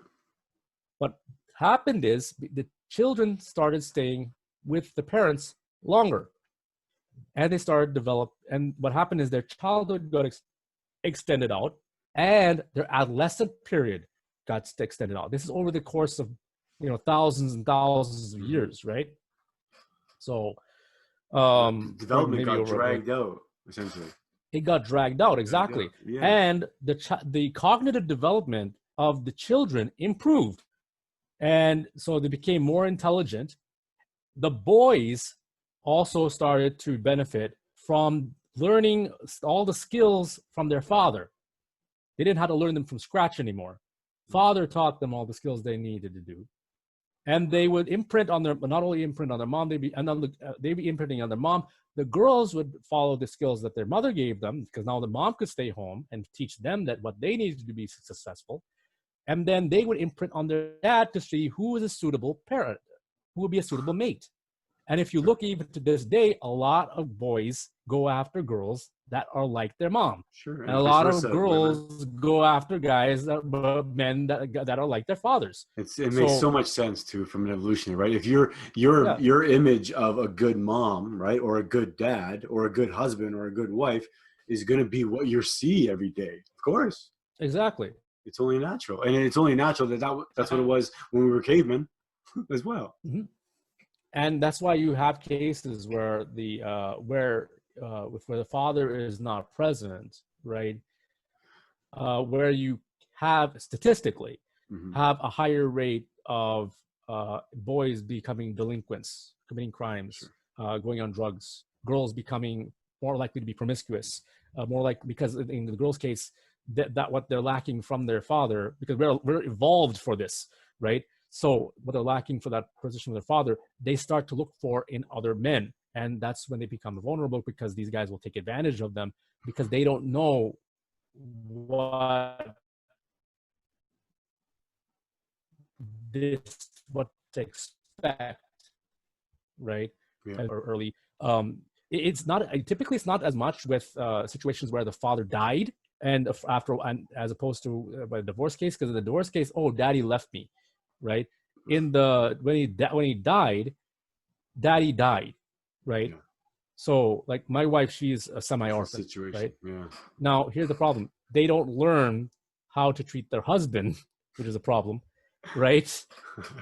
So that's a problem. And but the thing is, they do know it's a not to. Sorry, what? You mean like a single like a father? Like no, like if you have a situation where the girl doesn't have a father figure, right? Yeah, okay, I see what you mean.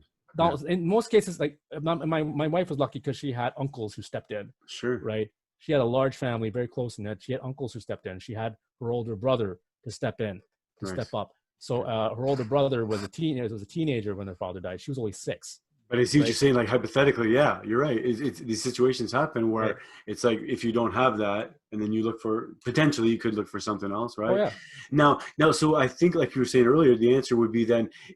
I think we're not going to avoid these situations, right? We're not going to avoid people, not in the foreseeable future. We're not going to avoid people having children out of wedlock, or people having situations or children out of couples. So the best way to then combat that would be then to support from the system, right? And support. Also it also teach the young people the values of being abstinent, being chaste, waiting until married, the wisdom behind it. Yeah. Try to teach them that. Here's the thing: is that they tell. Well, let's put it this way: there's probably more promiscuous out of wedlock sex now than there was like 100 years ago. I was going to say, what are the numbers like over the last 20, 30 years? You think are they getting worse since we were kids, or better? They're probably getting, as far as promiscuity is concerned, it's probably getting worse. Well, I mean, if we had to say like teenage pregnancies or teenage pregnancies, not teenage, but like out of wedlock. I know out of wedlock, people even know what that means. But basically, basically premarital, basically teen pregnancies or out of unexpected or unwanted pregnancies. They're not really improved, as far as I can see. They're not really improving too much, because you can just see. But just look at the abortion rates. Just look at the abortion rates. Like seriously, any number that's like 300,000 babies being aborted a year. Okay, 300,000. 300,000 in the States, 250,000 in Canada. Okay, 250,000 in Canada. 250,000 babies being aborted every year in Canada. And we have 35 million people. Yep. And there's 350,000 in the States. Yep. 300, roughly around 300,000. Like, and they have, and you see the numbers. People. Yep. Wow. So you see the numbers. They sort of they will fluctuate from year to year, but you see it roughly around that number, where it's like and one time you'll see a dip and then it'll go back up. That's that's an alarming number for me. I'm very surprised.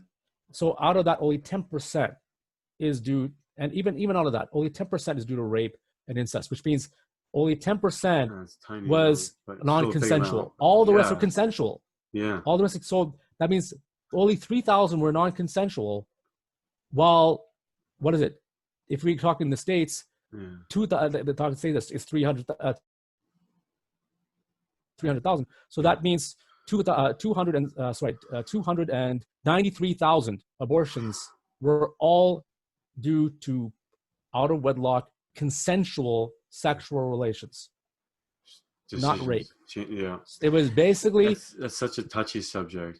So that's the problem. This is why this thing is you can't, and the thing is why the whole choice thing is the problem, is because here's the thing: is the arguments that the pro-choice, I say pro-choice because it's actually more like pro-abortion, and I'll get to that reason why. The arguments that they use are very close and akin to the arguments used by the pro-slavery unit, pro-slavery movement prior to the Civil War in the United States. Really? Because even to this day, there are people who own cotton fields. You go down in the States and you talk to any of these people whose grandfathers fought in the Civil War for the Confederates, okay? And they still solidly believe that their grandparents, their grandfathers, they fought for their right to property. Wow. And for them, they were not, it was not about they didn't call themselves, it wasn't just pro-slavery. They were pro-property. Wow. It's just a change of the world. Look at it. I'm pro-property, right? Life, liberty, and the pursuit of happiness. My happiness. I don't care about the other guy. It's my happiness. I had to be happy. Yeah. Right? What is it? The same situation with the pro-abortion side. Yeah. Well, and it's my property. Well, and the complicated, my choice. So the complicated part for me, I mean, of course, being a male, is that I will always, maybe not always be attacked, or I could potentially be attacked always with, or it just combated with the comeback of, or the challenge of, well, listen, Carlo, you'll never get pregnant. You will never have to deal with an unwanted pregnancy. So that's a valid point, right? So well, that is not an argument. Does that take us out of the discussion though? That is no, it doesn't take you out of the discussion. That is basically a straw man. That's a straw man type of argument. But because the fact of the matter is, do I have to find a woman that has my views then? Like, or you know, I mean, do you have to? Yeah, you look at it because you see the problem with the early abortion movement is the majority of them that were taking part in it were men, but you see a lot of women that are taking in part of it now. Yeah. Right. So, because the thing is, a lot of them are having their eyes open to what's really happening. Okay, and it's just like it was just like. If you go and watch the movie Selma, okay, watch the movie Selma. It's about Martin Luther King and the civil rights movement, and how all those people who were told that black people were animals, they were inferior race, and all that stuff, watching on TV as they get beaten and pushed back. These are not like the guys in Minneapolis. These were real peaceful pacifist protesters. They were just trying to walk across a bridge into this community that was probably all white. That's all. And just walk through. They were not violent. They were met with police and billy clubs, and they got beaten. Okay? They got beaten and stepped back. They were hosed down, beaten up, and all that stuff. And they didn't fight back. They just went like this and curled in a ball. And they got kicked, beaten, and all that stuff. And all the people who saw this live on television, you could see some of those white folks who were racist before, they're like, yeah. So their eyes start to open. And what happens, when is this necessary then to that point? Yeah, is this all necessary? I don't know. So if you want to have a pro-abortionist person, I know that people are going to say, oh, this is graphic. This is almost to the point of pornographic. Like it took that graphic type of exposure on the news, on news channels back in the 60s to change people's mindset about racism and to reverse the Jim Crow laws, right? It took a lot of that. I mean, people have no idea some of the suffering that a lot of these black folks went through. Like it was completely legal to rape, like during slavery, it was completely legal to rape a black woman. It was completely legal. She was seen as property. See, right? the real conundrum I have with the pro-choice thing is that I've been told my whole life with pro-choice, pro-life, and everything that the pro-choice is a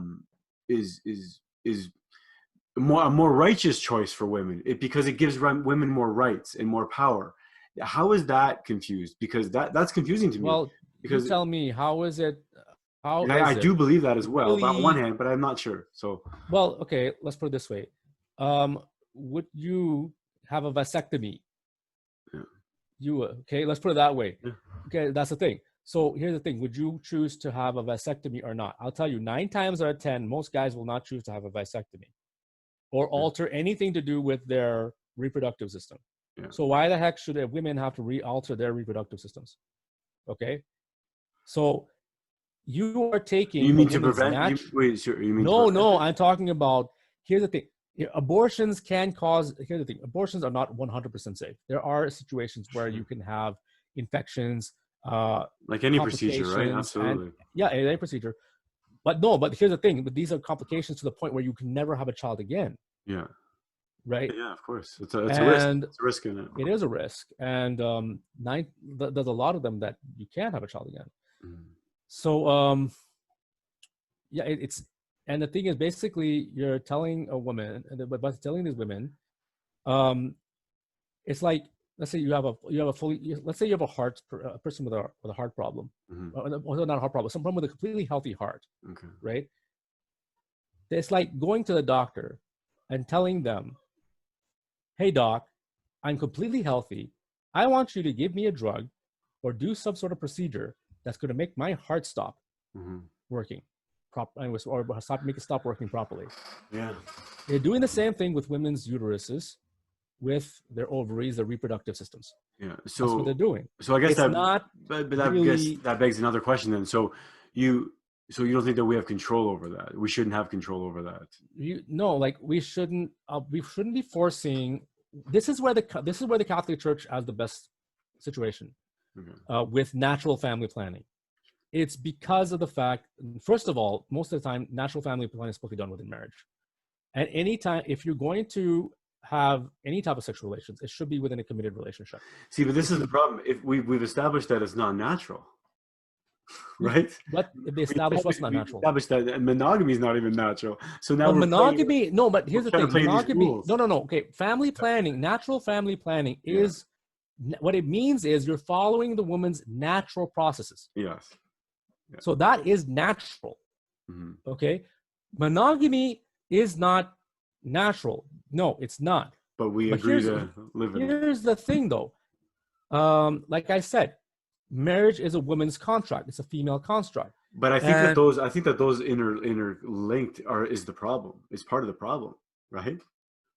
Because hear my thought process. So if we don't shame sex, if we don't, which you kind of have. Well, I'm not saying to shame it. No, but as a society, we kind of have, and if we don't really, and a lot of times women have felt like they've been shamed as well sexually, right, or been oppressed sexually. So, in one hand, to say that to give people more rights, or to give them the appropriate amount of rights over their own body, their own sovereignty over their own body, something like pro-choice speaks to that, right? So how do you say about that? So if you were, what I say that this is that here's the thing.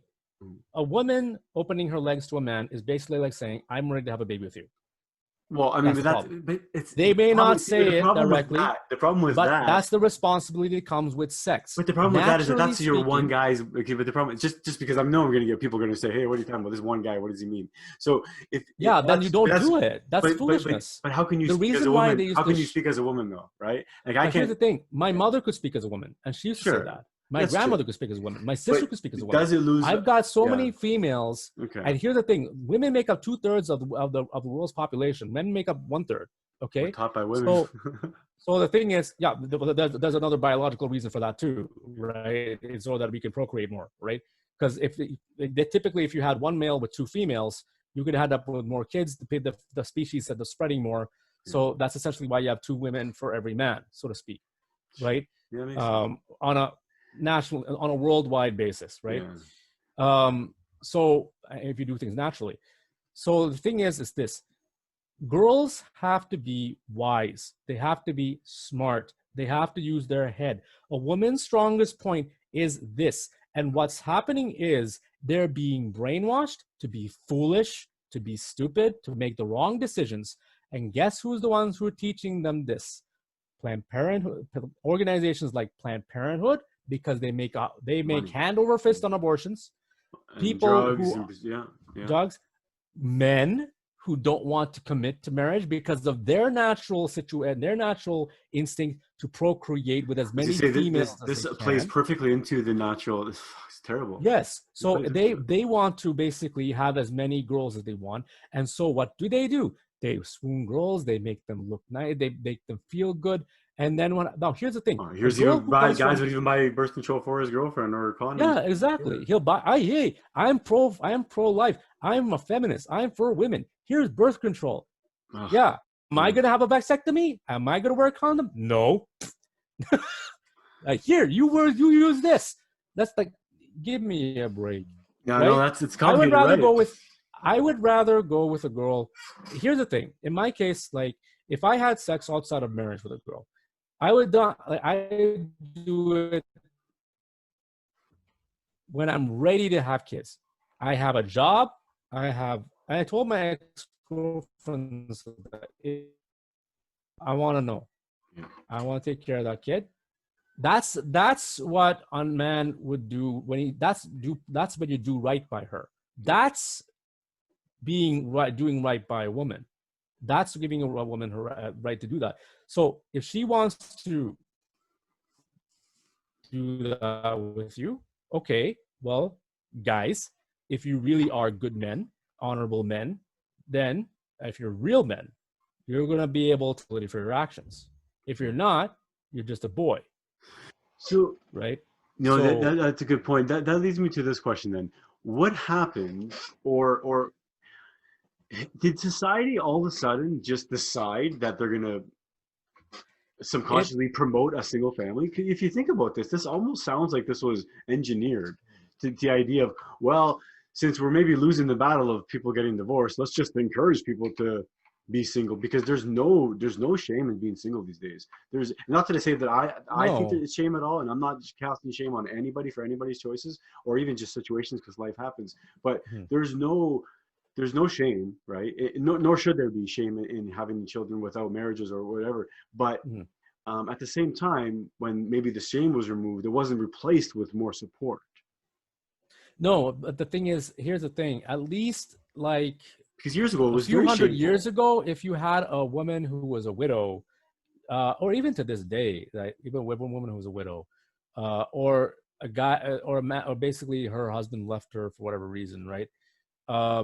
There was still sympathy for that woman, even all the way down back to like the days of judges in Jesus's time, or even before Jesus's time, or the days of Solomon, days of King David. There were laws in place that helped to support the widow and the orphan, right?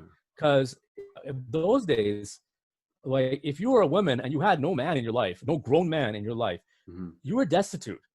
So there were laws in place that allowed women to glean from the widows, particularly, to glean from the fields along with the orphans, whatever is from in order to get as much wheat for themselves in order to feed themselves, and then they were able to live out that way, right? So these were very patriarchal societies, and they were very, very protective of their women. Okay, so these protections are always in there, especially with and even in Islam, people view Islam as being very a religion where they're very oppressive of women, because a man can have multiple wives, a woman has to cover herself, blah blah blah. The whole idea of having multiple wives came from the idea of trying to protect the women in one's clan or the women in one's community, because of the fact is, if the woman did not have a man to protect her, she was considered destitute. And if she didn't have a man to protect her, guess what? If someone came and invaded, she'd get raped and taken away and turned to a slave or made into someone's concubine or whatever, right? It was for protection. And so here's the thing, though. A lot of guys, especially outside of Islam, they'd be like, "Oh my gosh, that's awesome, man! I can have multiple wives." Well, guess what? Here's one of the laws. Here's the thing, though. One of the laws is that if your brother marries, right, and then he dies, you have to marry his widow. Okay, you have to marry his widow. All right, Margaret, you hearing that? Bear children onto his name. and bear Wow. children onto his name. It was like a way Okay. of ensuring protection, right? And family and Yeah. the whole, yeah. So that's the thing. Now, this woman, now let's say your brother is 10 years older than you, right? Hmm. Or even 15 years older than you, because they had big families those days, right? Yeah. 15 years older than you, and his wife is only like 2 or 3 older years younger than him. Do you think that there's a man who is 20 years old who wants to marry like a 45-year-old woman? I probably know a couple 20-year-olds, no, but I know Or what you 30? mean. No, Yeah. well, yeah, there's some guys who are into that type of thing, right? There, yeah, the whole cougar stuff But scenario. But the yeah, thing is, it's but they're not. Most guys be looking yeah, at that and they're like, yeah, not that's really. The vast majority of men prefer younger women sure. because instinctively they know That younger makes you women right, have a more longer time for bearing children. yeah. That's why. Well, It's in the see, back of their head. They don't but say it, but that's it. well, and that's the other thing too, is that like with these days, I mean, not only these days, but when we're talking about things like, rights, and we're talking about things like, a woman's right, right, and a human's right Yeah. to, I can't fully understand, of course, right, what it's like to bear a child. Of course, my wife had 2 children for me. My three Yeah. siblings. I know what it's like. My mother's told me, but I still can't know what it's like, and I can't really. I can speak on ideas, of course, right? Reasonable ideas, like me and you can Mhm. discuss. And even though someone can say, well, you'll never be in the situation of being pregnant, you'll never be in a situation of whatever. So I can't speak from personal experience, right? But like you said, No. mothers, sisters, grandmothers, everybody, and their ideas and their what they've told you, are still valid ideas. So if I guess what But I'm getting that at is that that still is that's but be saying that men don't have a say in it is no, but you're it's right, it's we a do. fallacy. It's a straw man type of argument because I can go and say to you, Hmm. you're white, you don't know what it's like to be brown, so you can't tell me about what Yep. it's like to be brown And you know what? I or get what's that right actually. or I hear that. wrong. You're right. No, So that's here's the thing, that is a straw man type of argument yeah, because this, regardless of whether you're white or brown, yeah. regardless of whether you're male or female, you could still tell right from wrong. Exactly. You can't hold my lack of sharing your position against you. You You can't hold that. cannot judge a person on their biological circumstances. If you do, you are essentially just tearing down everything that many people have been fighting for the past 100 years, including women's rights. And that's part of it, and maybe this will lead us into the whole racial thing, is that that's one of the ideas that I have against just labeling in general, having a label for Yeah, everything, having a super pronoun for this, and having like these check off these boxes, label what are you, categorize this, categorize, yeah, really, we're categorizing each other so much. Why are we yeah. I doing mean, that? here's a good example. To define us, or to separate us, but only to then shine the differences on, you know what I mean? It makes it Yeah. worse. Or here's another thing. Women can, okay, so a man can't argue about if a woman can about the abortion issue, but a woman can tell a man that he has to keep that he can't keep his legs spread open, he can't keep his legs apart, and that he has to have his legs crossed instead, like a woman in a subway train, because he's man spreading, Oh as yeah, the I term remember hearing goes. that. I remember hearing that. Yeah, That's bull. it's all Or crazy. if a You're right. man explains something to a woman and she doesn't like it, he's mansplaining. So Mhm. what is it? If a woman explains something to a man, she's Well, womansplaining? and that's a good point. So that I think That's bull. that plays onto the idea that people are just recreationally recreationally offended by anything, really. It's not that. It's what It's just happens is we're so their sensitive. We're people are so using. It's not just so sensitive. It's a power grab. It's a power grab, they're and it's popular. essentially, I don't like what you're saying. I say you're wrong. I can't argue against it, but shut up anyways. Yeah. Because I, by virtue of who I am, Mhm. king so and so, queen so and Well, so, especially if you're in a you are protected a group, right? peasant by Protected group comparison. as well. Yeah, you are. This is the same thing. This is Yeah, the same thing you're that right. nobles would have done to servants, like to their servants and to the peasants and slaves centuries ago.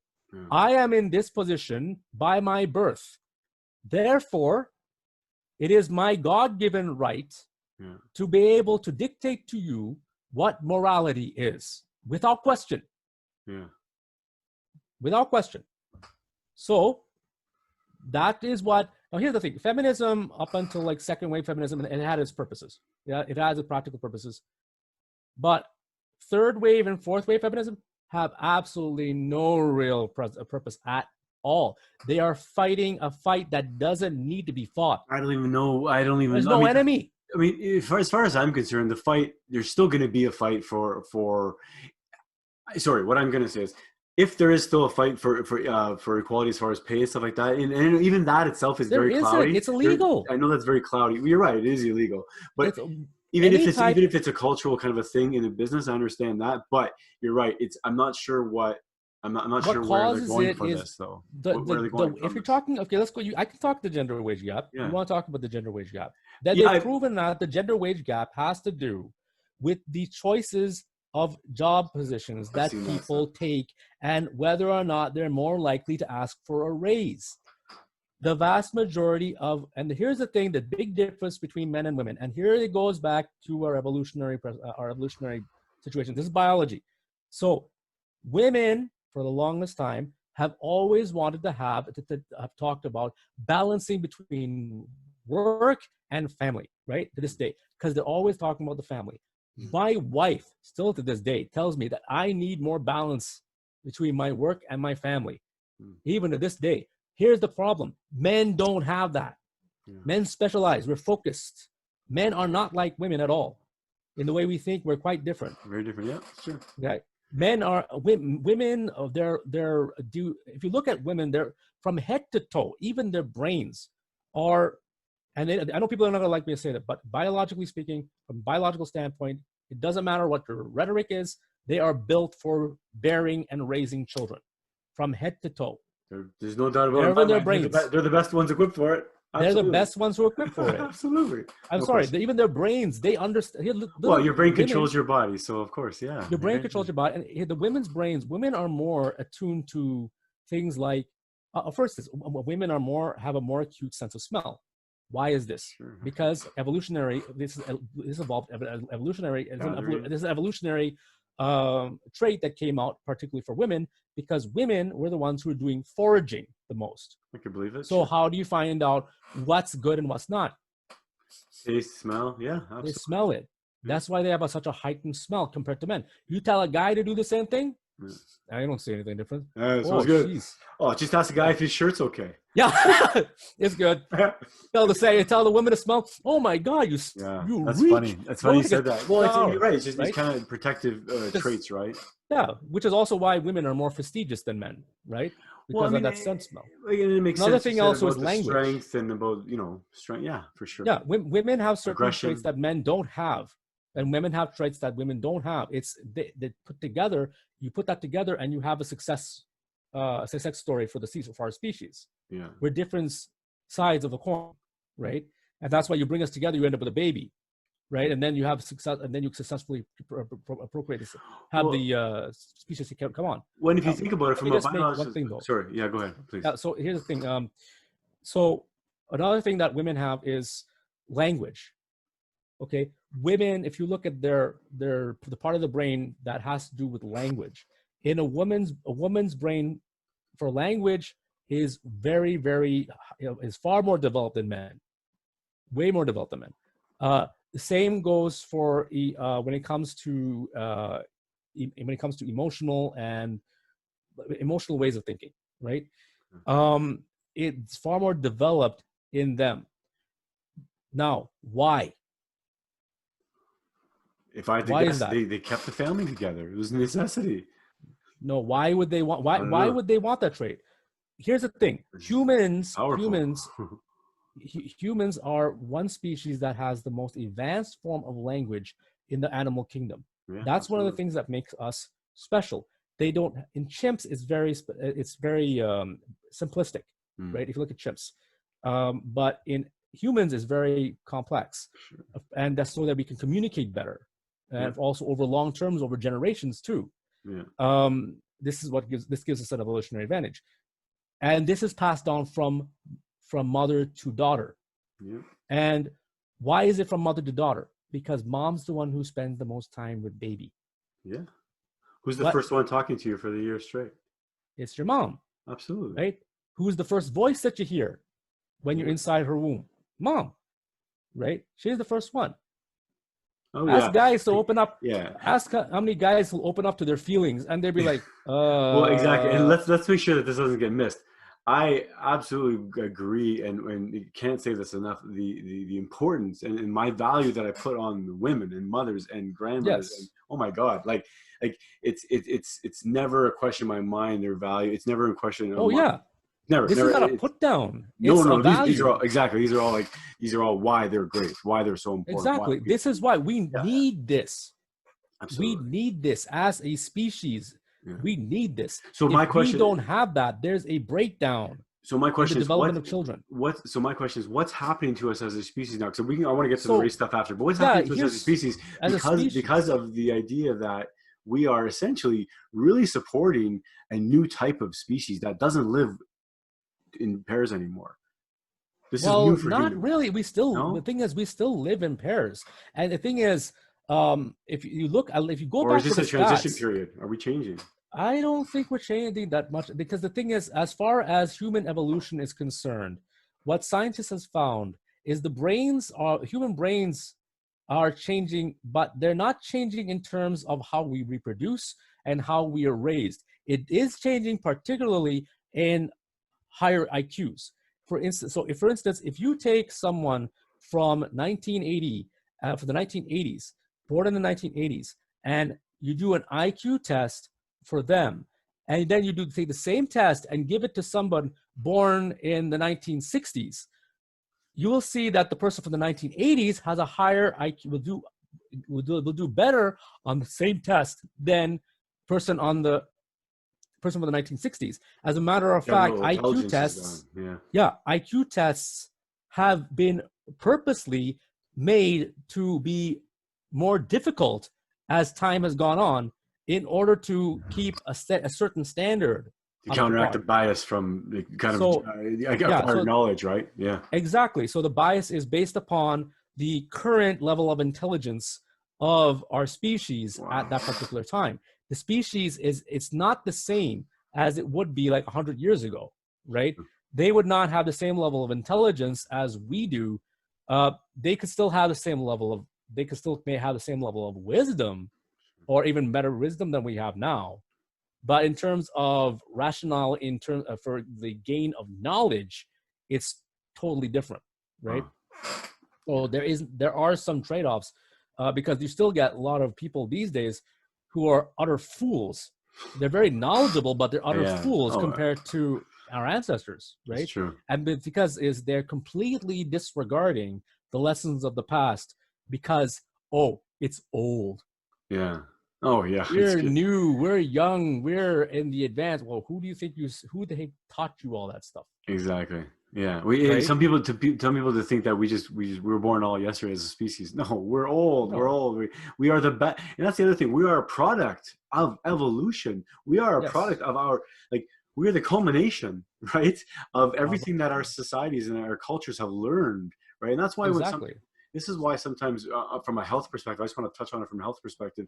This is Mhm. why it breaks my heart because we are the cream of the crop of the humans. You know what I mean? The humans that Mhm. are alive today, we are the best of evolution that got here. How are we so Mhm. sick? And this is why it makes me so sad is that it's Here's the because of the problem. shit that we've been feeding in the chemicals and the fake foods Yeah. and stuff. But it's funny, we evolutionarily we probably stopped evolving physically now, or you know, Mhm. and because we're all this stuff that we're doing, technology stuff like that. But we are the best of the best. So when someone sometimes says like, "Oh my God, it's just this thing, we're broken as a species," no, we came from the best hunters, and we the best, right? You know, Exactly. survival of the fittest, the best produced, not the worst. Now here's the thing though, is that the whole, you know, where we have single parenthood and all that stuff, the increase in single parenthood that's coming around, that's after the whole 1960s free love Yeah. movement, the hippies and all that stuff that came there. And also the thing is it's being promoted by Planned Parenthood, and it's basically, this is the thing is that prior to, like, I'd say prior to the invention of the printing press, or even after that, right? I guess up until like the up until like the I guess early, like, let's see, 1910 or 19 around there, around 1910 or so. or even late 1800s, there was still a lot of people who were very illiterate, right? And literacy meant education. Education meant that you could make better decisions for yourself. It means you could think for yourself. And how did nobles and people in power ended up basically keeping their power, is by keeping others ignorant about it. So that's why books were so expensive, like back in like times of kings and all that stuff. Why they and once the printing press came along, they saw it was a huge threat to their power. And because now you could get this stuff, it was cheaper to make books. And with literacy increase, you saw more people, you saw more nobility, like royal monarchies started to fall, with education started to go up. Even the British monarchy, when they ended up having to sign the Magna Carta, which basically limited the powers of the king, right, or of the royalty, so that they couldn't just do willy-nilly as they pleased. So now you have a situation here is you have elites. Still, we have elites in our society. How do you control the masses these days with all the media and all that stuff? Simple. You use the media itself to control the minds of the masses. You control what the media puts out there. You control what is considered acceptable. News. Now, racism in North America is considered taboo these days. You cannot go around saying that you're a racist without having any type of backlash. Well, for those people, now here's the thing. And I'm going to aim this straight at the Democrats, because the Democratic Party is where the KKK came out of. Malcolm X didn't trust Malcolm X would trust a racist white Republican more than a racist white Democrat. He would trust them more, because the racist white Republican would tell you he's racist to your face. Honest. Racist white Democrat would not tell you to his face. He's like the sheep in wolf's clothing. He'll tell you he's your friend, right? He'll tell you that he's your friend. He'll help you out. But in the meantime, he'll systematically, just like with the cunning of a wolf, or the cunning of a fox, he'll systematically, slowly try to stab you in the back so that you can't come up. That's what Malcolm X said that in his speech about, like, how I have a dream. You should know the speech. Yes. I have a dream, right? So that I have a dream speech by Martin Luther King. The equivalent of that for Malcolm X was the ballot or the bullet. So he had this very famous speech called the Ballad of the Bullet. Anyone who, you can look it up on YouTube, it's there. And he says he would never trust a white Democrat, as a white racist Democrat, right? Not necessarily a white Democrat, but a white racist Democrat. Racist Democrat. Right? Because he knows that you don't know if they're racist or not, right? So that's why. And the reason why, and you look at the Democrats, what they're doing with the Afro-American community, what do? They put them in situations they try to put them in situations where they're in low-income housing, very low-end, low-quality areas. Baltimore is being compared to a third-world country, right? And it's terrible. They have got gang violence. Crime is going crazy in these areas. And here's the thing: it's not that there aren't smart Afro-Americans that are in these areas. It's that it's been built against them so that they're trapped in these areas. So this is why I like Trump, is because Trump actually they've also these countries, these states are run by Democrats the vast majority of the time. So what happens is they go to crap, and then they make it so that the people in those areas can't choose which school they go to. So if they're stuck with, some of the schools are crappy schools where the teachers don't care much, and the education level is way down. And what do you end up with? The education level is down. You get kids who try to hustle for More crime. whatever money they Yeah. can get. So they start trading, they start dealing drugs, they start getting into prostitution, they start going into gangs and all of the stuff that's there. And that's where you have a whole bunch of problems that come up. And Trump introduced a new program because the Democrats wouldn't let him change that choice school scenario. So I think that he couldn't do that without a bipartisan agreement. So what he did is instead he made an executive order or basically created a new scholarship for exemplary students in these areas where they didn't have school choice and it was pure low level of education, and gave these scholarships. And he's giving these scholarships to young folks in these areas, regardless of race, to be able to get into better schools of their choice, right? And so that they can, essentially letting these kids get into private schools, but he's not letting them get in there just because they're colored kids, right? He's letting them in there because these are not just colored kids; these are colored kids who are smart, right? These are the smart ones that he knows they're gonna. If you put them in there, they're gonna do well. Because you can take one that's not that bright, put them in there, and they'll fail, right? Like any kid, you're right. Yeah, like any kid. Like with any kid. Yeah. So the thing is, you had to put, if there's one, okay, this child has some potential. Let's let this child nurture. And you know what?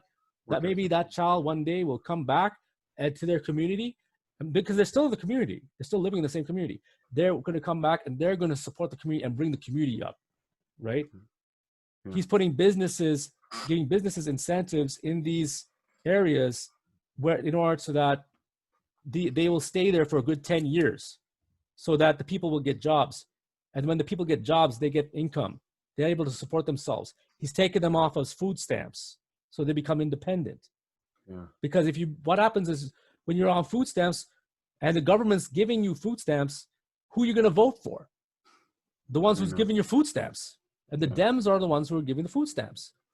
So what, they vote for them. And then what's another way that you can keep the black family down? Right? How can you make it so that they always vote for you? You make it so that they're dependent on you. How do you do that? Increase single motherhood. Well, incarcerations have been a huge thing. Incarceration, yes. Years and years, yeah. That's true. And there are, unfortunately, while there are legit cases of black criminals getting incarcerated, over-policing has been there are still cases of over-policing, or basically cases where there are sentences that should have not been given to certain particular people, or because they've been, absolutely, even though they've been treated like they're a criminal when it's just a misunderstanding, whatever the case is, right? And there are, like, not all cops are racist or bad, but there are a few bad apples in every single organization that's out there, whether you're the government, whether you're the church. Yeah, even Black Lives Matter has the bad apples. Oh my God, for sure. And that needs to be said, right? So every organization has their bad apples. And it also needs to be said, I need to definitely say this about, for any cops, anybody in law enforcement, any public services, like 99%, right? At least 99% of the cops out there, firefighters, everybody, let's talk about cops specifically, are probably good. 99% of the cops I've ever met, and I've known of quite a few of them, are good. Is there 1% of the cops I know that are a bunch of jackasses? Probably. But there's 1% of plumbers I know that are jackasses. There's 1% of, electricians that are probably jackasses that I know. So to that point, I mean, most people, especially if you're going to go into a public service like policing, where you're putting your life on the line, you're putting your family safety on the line, and your time, your energy, your sweat, your tears, most people want to give to the community. So I don't think anybody with half a brain is saying out there that all the police forces are messed up, they're all shot, and we got to do so. That, we got to get rid of them. That's chaos, and that's stupid. Mm-hmm. But I do think that there's definitely a big call out for police officers to speak up, and I'm seeing it, which is great. They're speaking up. They're getting their buddies. They're getting their workers, co-workers to speak up and do things. It is important, but it is also important for people like me and you, and especially people like me. I think because I have not experienced racism, right?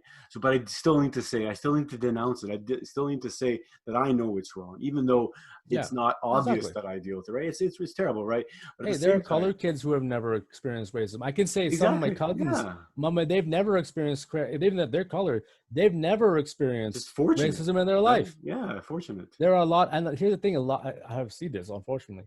A lot of the kids from the Black Lives Matters movement have never really experienced real racism. Statistically, you would be right. I mean, you'd have to be right. Right? It's Yeah. just like all those people, right? I mean, but the thing at the same time. So I want to get into the Black Lives Matter. So I think there's no question. It will never be. If anybody ever questions this, hopefully I will right away. Of course, all Black lives matter.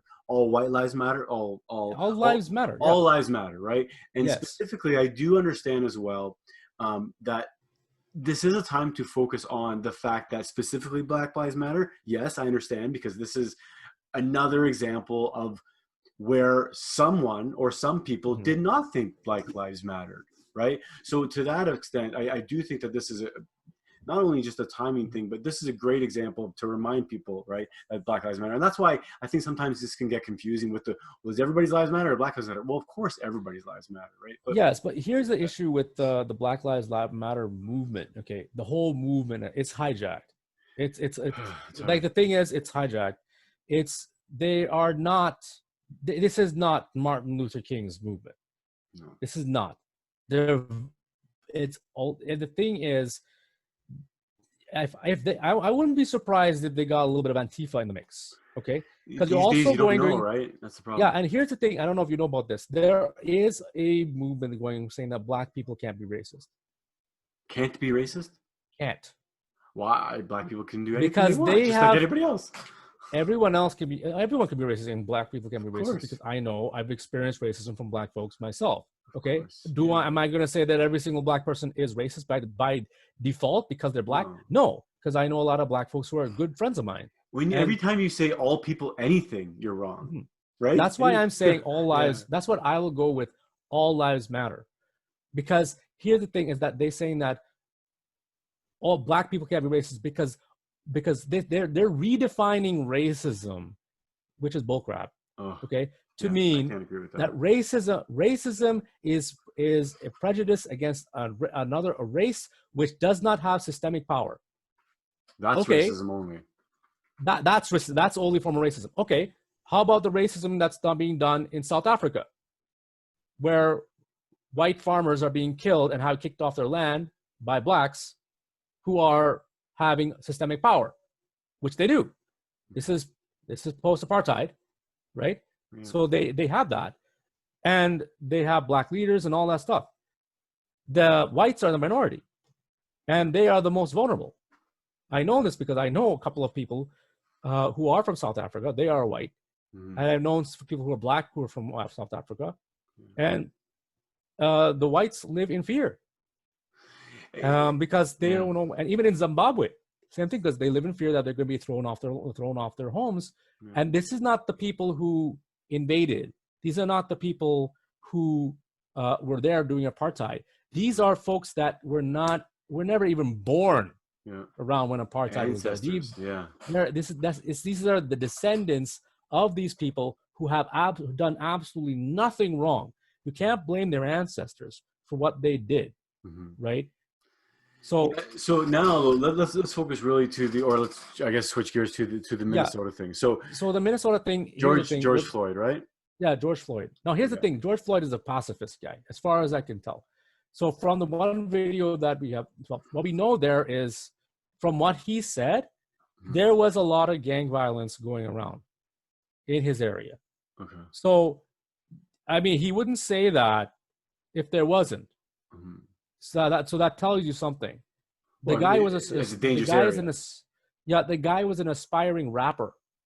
Okay, I'm not saying this about all rappers, but 9 times out of 10, well, not 9 times, maybe about 50, maybe half the time, right? Half the time, if you are if you're basically an aspiring rap artist, you either are one of two things. Okay, you're either into the thug life and into romanticized by it, or you come from an area which has that, and you live in that, right?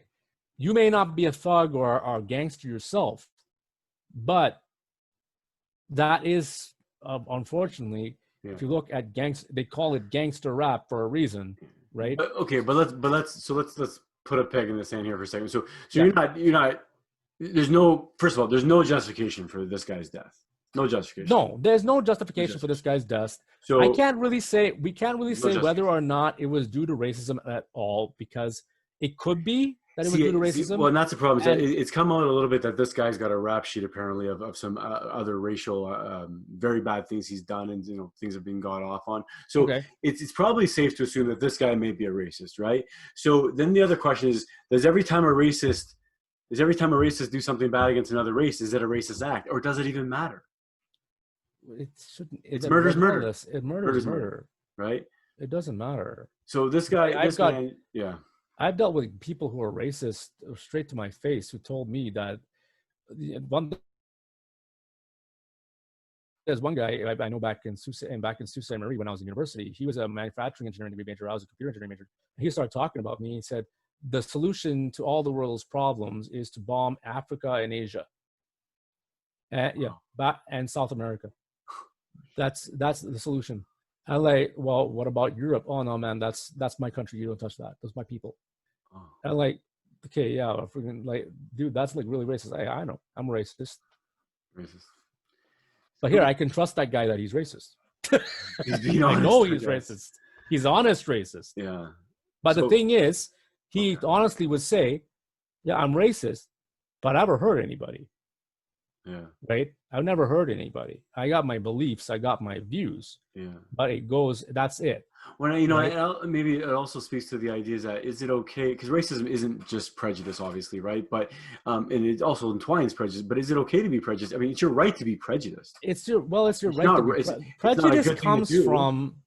But it's a protective thing sometimes. Prejudice comes from experiences, from education by others, from other people teach you. My own father was prejudiced and racist for a certain period of time because he had a lot of bad experiences with black folks. And I turned around to him, and one day, because he used to tell me that if you don't watch your back, that with certain black folks or Muslim and black folks, that they're going to do you wrong, right?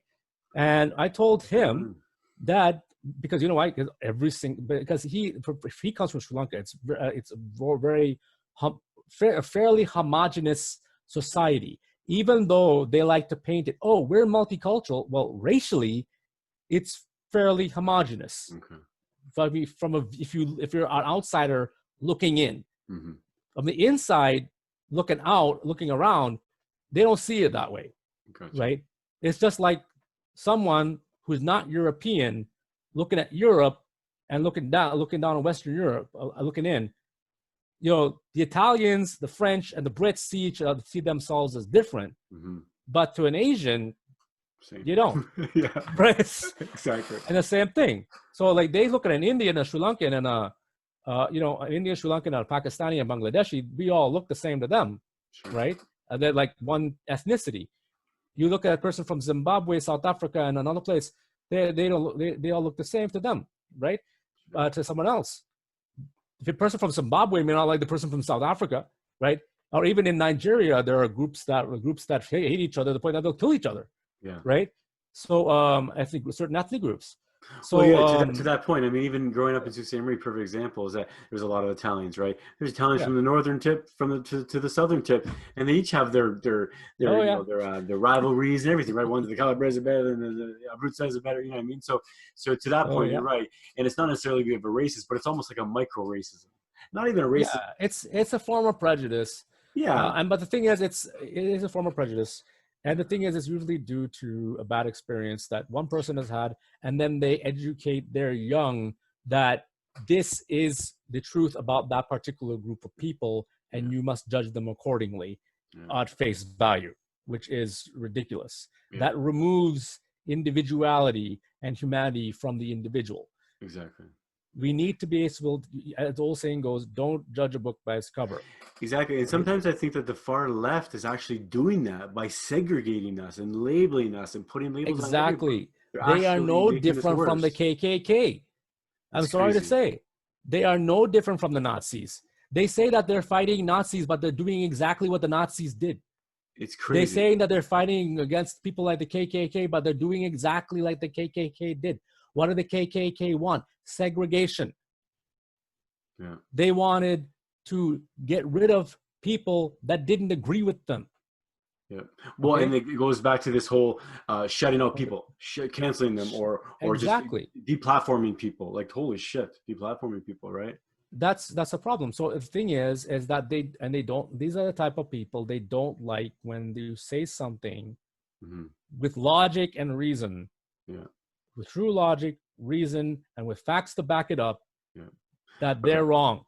Yeah. And and that they don't like it. Exactly. Okay. Take it. Let's get back to George Floyd. So yeah. So this, in my opinion, this is my perception. I don't know anything about it, but what I know is that it was over abuse of power, of course, excessive use of power from a police standpoint. I went to college for policing, for law and security, policing foundations, and I know that from what I remember, you use the least amount of force necessary to do an arrest.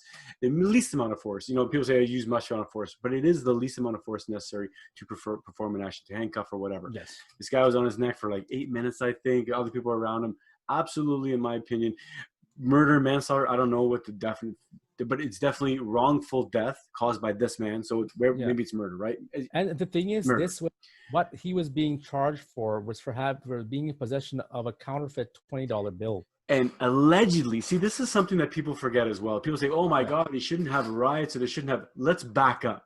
Allegedly, look at this is our justice system. When someone is allegedly doing counterfeit checks or counterfeit whatever the hell it is, whatever it is, it's they added up due process, victimless crime, right?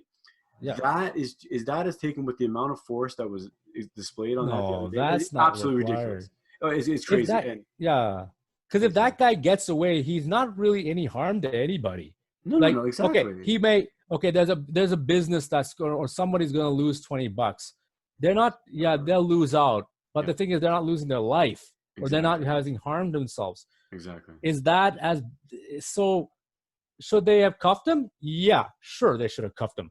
If that's the case, but stood up, cuffed him, gently put him in the head like they do. Yeah, what they should have done is had him go up against the wall, or bend over across the police cruiser, hands behind his back or hands behind his head or whatever the case is, and cuff him like that. Not put him on the ground and then and put him in that position. Now here's the thing: is a lot of police who are properly trained know well that in that particular that you're supposed to put when you're applying force in that scenario, the knee is supposed to go on the shoulder blade. Yeah, exactly. Not on the neck. Yeah, because that could be fatal. So this guy, it's a perfect example of why you don't do that. So either this guy purposely did it. 1, 2, he was not properly trained. Is another option. Yeah. That's another option that's there because we got to look at this. Sure. 3, the guy is just a freaking disgruntled cop who doesn't give 2 craps and he's from another town, right? And he couldn't care less who the hell you are, right? So you have 3 options that are there. The first and the last option, of course, are your worst case scenario. The third is still bad, but in that case, it's manslaughter, but it's due to a bad sense of training. Yeah, and in all likelihood, I mean, somebody who's been on the force for something like 15 years, like it's not a lot. A rookie mistake or something like that, I could maybe see, right? Yeah. But this guy seems like a veteran. There's other people around. It seems to me, I can judge him. Of course. It seems to me like it's just either a problem with this individual and the guys around them. Yeah. It's also maybe a department issue, maybe a systemic issue, maybe a state issue. The idea, and also it's more. I don't think it's going to be if it's a systemic issue, then it has to do with training. Well, how? Because the thing is, I know I was even talking to my wife about this. I'm like, how do you train out racism? No, not racism. I don't think. Okay, if it's a systemic issue, I don't think this guy made a mistake and put his knee on his neck. Then I don't think it has to do with the police officer, because here's the thing: the department. Well, he's just evil then, or you mean you don't think it has to do with the police service? Like he's either an untrained idiot or not properly trained, an idiot being stupid, or he's actually racist. One of 3 options. So we have to give the guy due process. Let the investigation take place.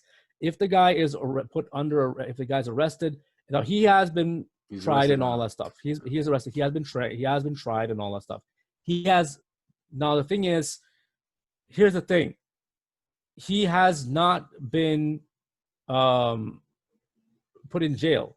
No, I think he's been arrested now. He has been arrested now. Just arrested. Okay, I think I know why. Because he's a cop. So they had to fire him first. Yeah. So that's why. So they fired him. Yeah, they fired him, and I think they had him under like maybe a house arrest for something, and then maybe the next day they arrested him. But yeah, he's under arrest, I think now. But the thing that makes people so mad too is that is that they want immediate actions, right? The first in the complaints exactly, and the complaints I hear, and I understand why the complaints are, but the complaints I hear is George Floyd didn't have a chance of due process. You're right.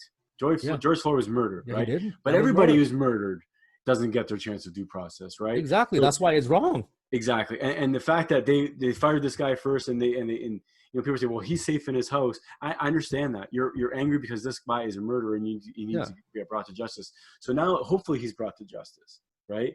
But if he's let off, I can't see in any world that we live in today that he's going to get off on this. Right? Not easily. There's more coverage than I've ever seen. And I mean, so let's say that he's convicted, he's brought into jail, or he's sent to prison, whatever. He's probably going to die before he even gets to any prison or whatever. But okay, so this happened before he was even arrested. The riots started, right?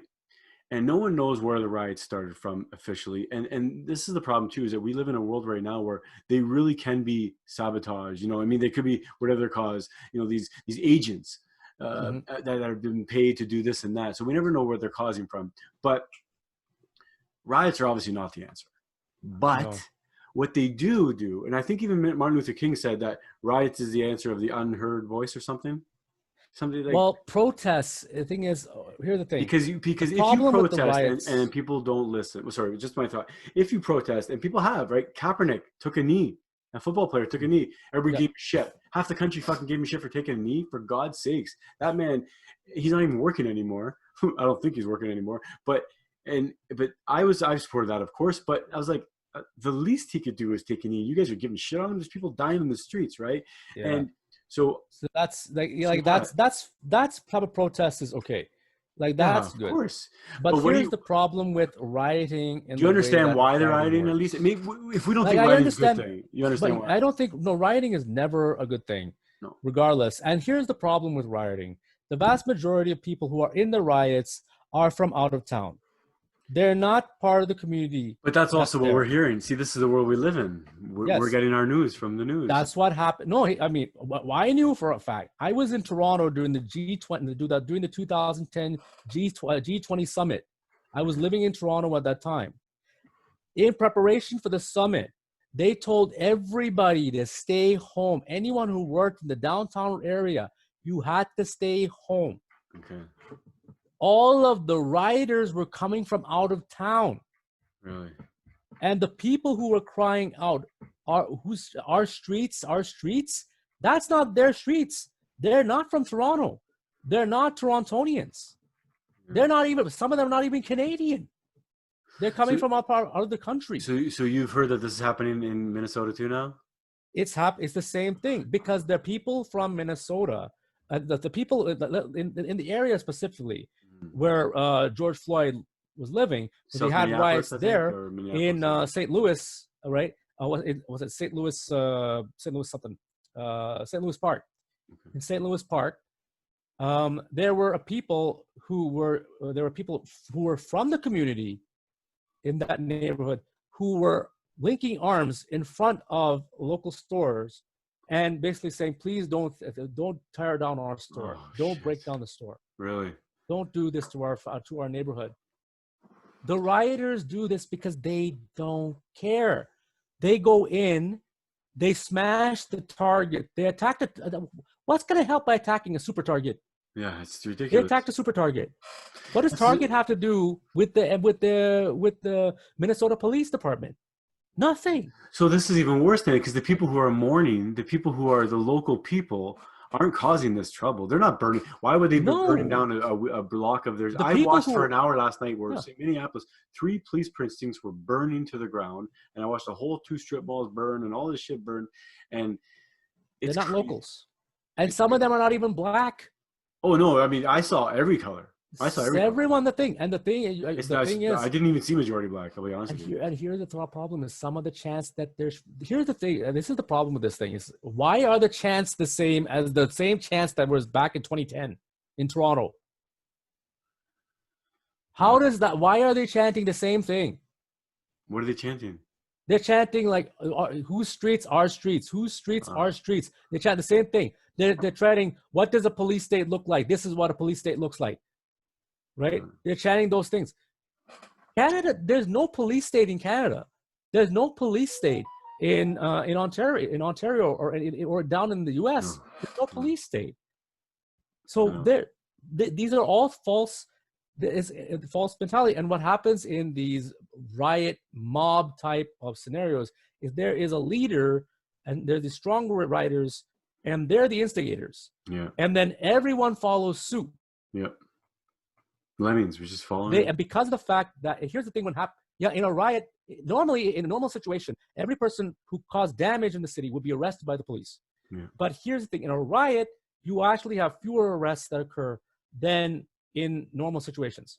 Okay, that's because the people are, in the mob are working as a mob mentality, and the police typically have fewer numbers. Stand down a lot, yeah, than those.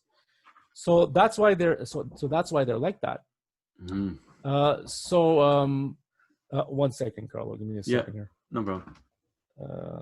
Second. Nothing is that. Sorry. And we're back. Yeah. So going back with the riots is that the police, they have every single police department, they have a tactic for facing with riots. And you went to put that, so you should know about this stuff, right? So of course you'll have the first line, you'll have first line of defense, then you have your team leaders, then you have your arresting officers, and then you have your rear guard, right? Okay. And the uniforms are made in a certain way so that you cannot see the police officer's identity, right? Okay. And then they end up looking like a single unit, and then now they look like the mob. So now it makes them more psychologically, it makes them more intimidating. Jeez. And what happens then is that they try to instill a sense of strength and power artificially. That they don't really have. And their tactics are to de-escalate the scenario as best they can and to get as many people to leave the area as best as they can. So what they'll do is they'll target the leaders, right? They'll target the leaders and they'll pull them in and they'll arrest them. The most violent ones, they'll arrest them. And the others, they'll try to disperse. So let me ask you then, what's do you think this is going to, I mean, is this not going to help anything? No, is this purposeful at all? No, because here's the problem. It gets people thinking, but it causes damage and it causes people's lives. Yes, and writing may have helped if they stopped the rioting after the police were like, okay, yeah, we'll do what you say. Why? Because these people are from out of town, and there's much to be gained by looting the area. That's one thing. That's exactly. I mean, you go into a Target, you loot, and you take all the TVs, no matter where you're from. Like, that's not the purpose of this thing. Now, I do understand I'm not condoning this at all, but I do understand an idea or a philosophy that if you cause financial strain on a town, on a police service, something like this, then you maybe ask them to move, but it's going to take more than financial strain. I think I saw 3 police precincts like burned down to the ground. Yeah. So that's going to cost a lot of money, but that's taxpayers' money. That's the thing. Taxpayers' it comes right out of your pocket again. So it's still coming out of your pocket. And here's the thing: what's and not even the local pocket, right? It's not even out of the people that are doing it if they're not local. It's coming out of the local. And what happens if there's an actual crime? Fucked. What if there's a murder? Yeah. What if there's a rape? What if a child is kidnapped? Who's going to take care of it? Yeah. The rioters? Yeah. No. Well, and the They don't thing like care. the burning, when buildings are burning, there's gas Of course lines. they There's do. so much danger down there. It's Yeah, crazy. I watched an hour feed last night where I saw, like I said, three precincts burn. I saw all these streets burn, and people are just walking through the streets. And I mean, it's it's the same group of people going to building. It's only like 4 or 5 people. It looked like maybe even 10 people that were actually doing a lot of the damage. Everybody else was watching around, obviously, right, and looking and videotaping and video or recording. But what's going to happen? This is going to stop in a couple of days, isn't it? What's going to happen? Carlo, you kind of dropped out there. Okay. Yeah, I'm still there. Yeah. So, like, this is going to stop in a couple of days, we hope, right? What's going to happen? I don't know. Like they need if things don't get as bad, honestly, they're gonna have to send in the army I think the at this National point. Guard is coming. Yeah. That honestly, because this can't go on for like forever. Uh-huh. It's ridiculous. Like this, what I know there was it was a murder, but there was a murder, but this does not warrant the level of rioting and damaging and looting and pillaging into a community to destroy and pillage. That's essentially what it is. Yeah, and it doesn't save any lives, right? It doesn't save any. It doesn't do anything. But I can't help but feel. I can't help but feel for people because this is somebody's brother. This is somebody's, his nephew. Yeah. And So take it to social media. yeah, Take it to peaceful protests. yeah, they need to. But Protesting is fine. they need to like, we need to, as a people, everybody, right? Not black people, not just people of color, but everybody. We need to find a way to share this. I guess social media is the way, but even with control these days, what you don't know what's controlled, what's filtered. Is my message getting out? Like, you know what I mean? And most of all, do it in a smart manner. Yeah. The biggest problem with that Black Lives Matter last time was due to the fact that a lot of the people who were at the head of that thing were not very smart people. Well, I right? wonder who is at the head of it. That's what makes me wonder as well, because there is no really one head. That's the thing, is that there are people going around saying things like, if you see a white guy with a job, get him fired and give that job to a black person. Yeah, that's right? nonsense. That's not how you solve it. I mean, if you really want to solve the issue, you should be trying to gain sympathy from who you would consider your enemy, right? Yeah. Who you consider your opponent. You should be trying to gain their sympathy so that they would turn back to and have sympathy towards you, so they would empathize with you and then turn towards your favor. That's what you should be doing. That's why Martin Luther King did things the way he did, in a pacifist manner. And he managed to gain the empathy and change the minds of hundreds, if not thousands, of white Americans who would have been very racist towards blacks if he had not done what he had done. So the conversation has to keep on going. We have to talk about it. We have to have these discussions. It has to be civil discourse. Yes. Civil discourse is the only way to solve any of these problems. Violence doesn't solve anything. It doesn't change people's minds. So to the situation that we're talking about, what's the repercussion? Not repercussions, but how are people going to find peace with this? Well, in terms of peace with this particular situation. I mean, because I guess my second part of that question is, because there are so many people that will tell me, and they'll tell a lot of people, this is not just one event, Carlo. This happens all the time. So if this happens all the time, how do we really address this? Well, here's the thing. Take a look at the Charlottesville church massacre. That was open close case. Murder due to racism by a bona fide white supremacist. Okay? This guy actually had ties to neo-Nazis, the KKK. So this guy was, case closed. There was no doubts. Yeah. Right? It's not like this case with George Floyd, where there are doubts. Their thing is, there are no doubts with this, with the Charlottesville one. And the Charlottesville one, there were no riots. Yeah. I think the other point that I've left out, that I need to, is that this is specifically painful because this is the police, right? These are the people that we trust. the most, right? Mhm. Or we go to when times are tough, and we go to the help. So not to belabor it, but I think this is why this even hurts me even more than just a random, not a random, but an act of racism or an act of terrorism or an act of evil murder from someone who you're not supposed to have not trust in. Well, it's the That's same more. thing for Yeah, Catholic priests during the time that they had those scandals, right? yeah, There were Catholic priests who had who had yeah. scandals that were No, there. for There sure. are Hindu priests who have run into scandal before. There are Buddhist monks who've gotten into scandals. There Yeah. are people in the government who've run into They try scandals. every time there's a position of power and authority. Yeah, There's a there are position to teachers. abuse that. Well, There are teachers every teachers who are day. there. Yeah, Yeah, that have yeah. gotten into that scandal. So the thing is that there are going to be bad apples in It's true. every single organization that's out there, and they're going to sneak into a Yeah. position of authority, and most of the time they will try to abuse their authority. There's So the only solution is to use the justice system to stamp them weed them out. out. Yep, exactly. Stamp them out. Communicate it. Shine the light on it. Right. And yell Exactly. from the mountain. Exactly. Yell No, from the mountain. Yeah, yeah, sure. Yell about it. You want to we yell do. about it? Sure. And protest. Fine.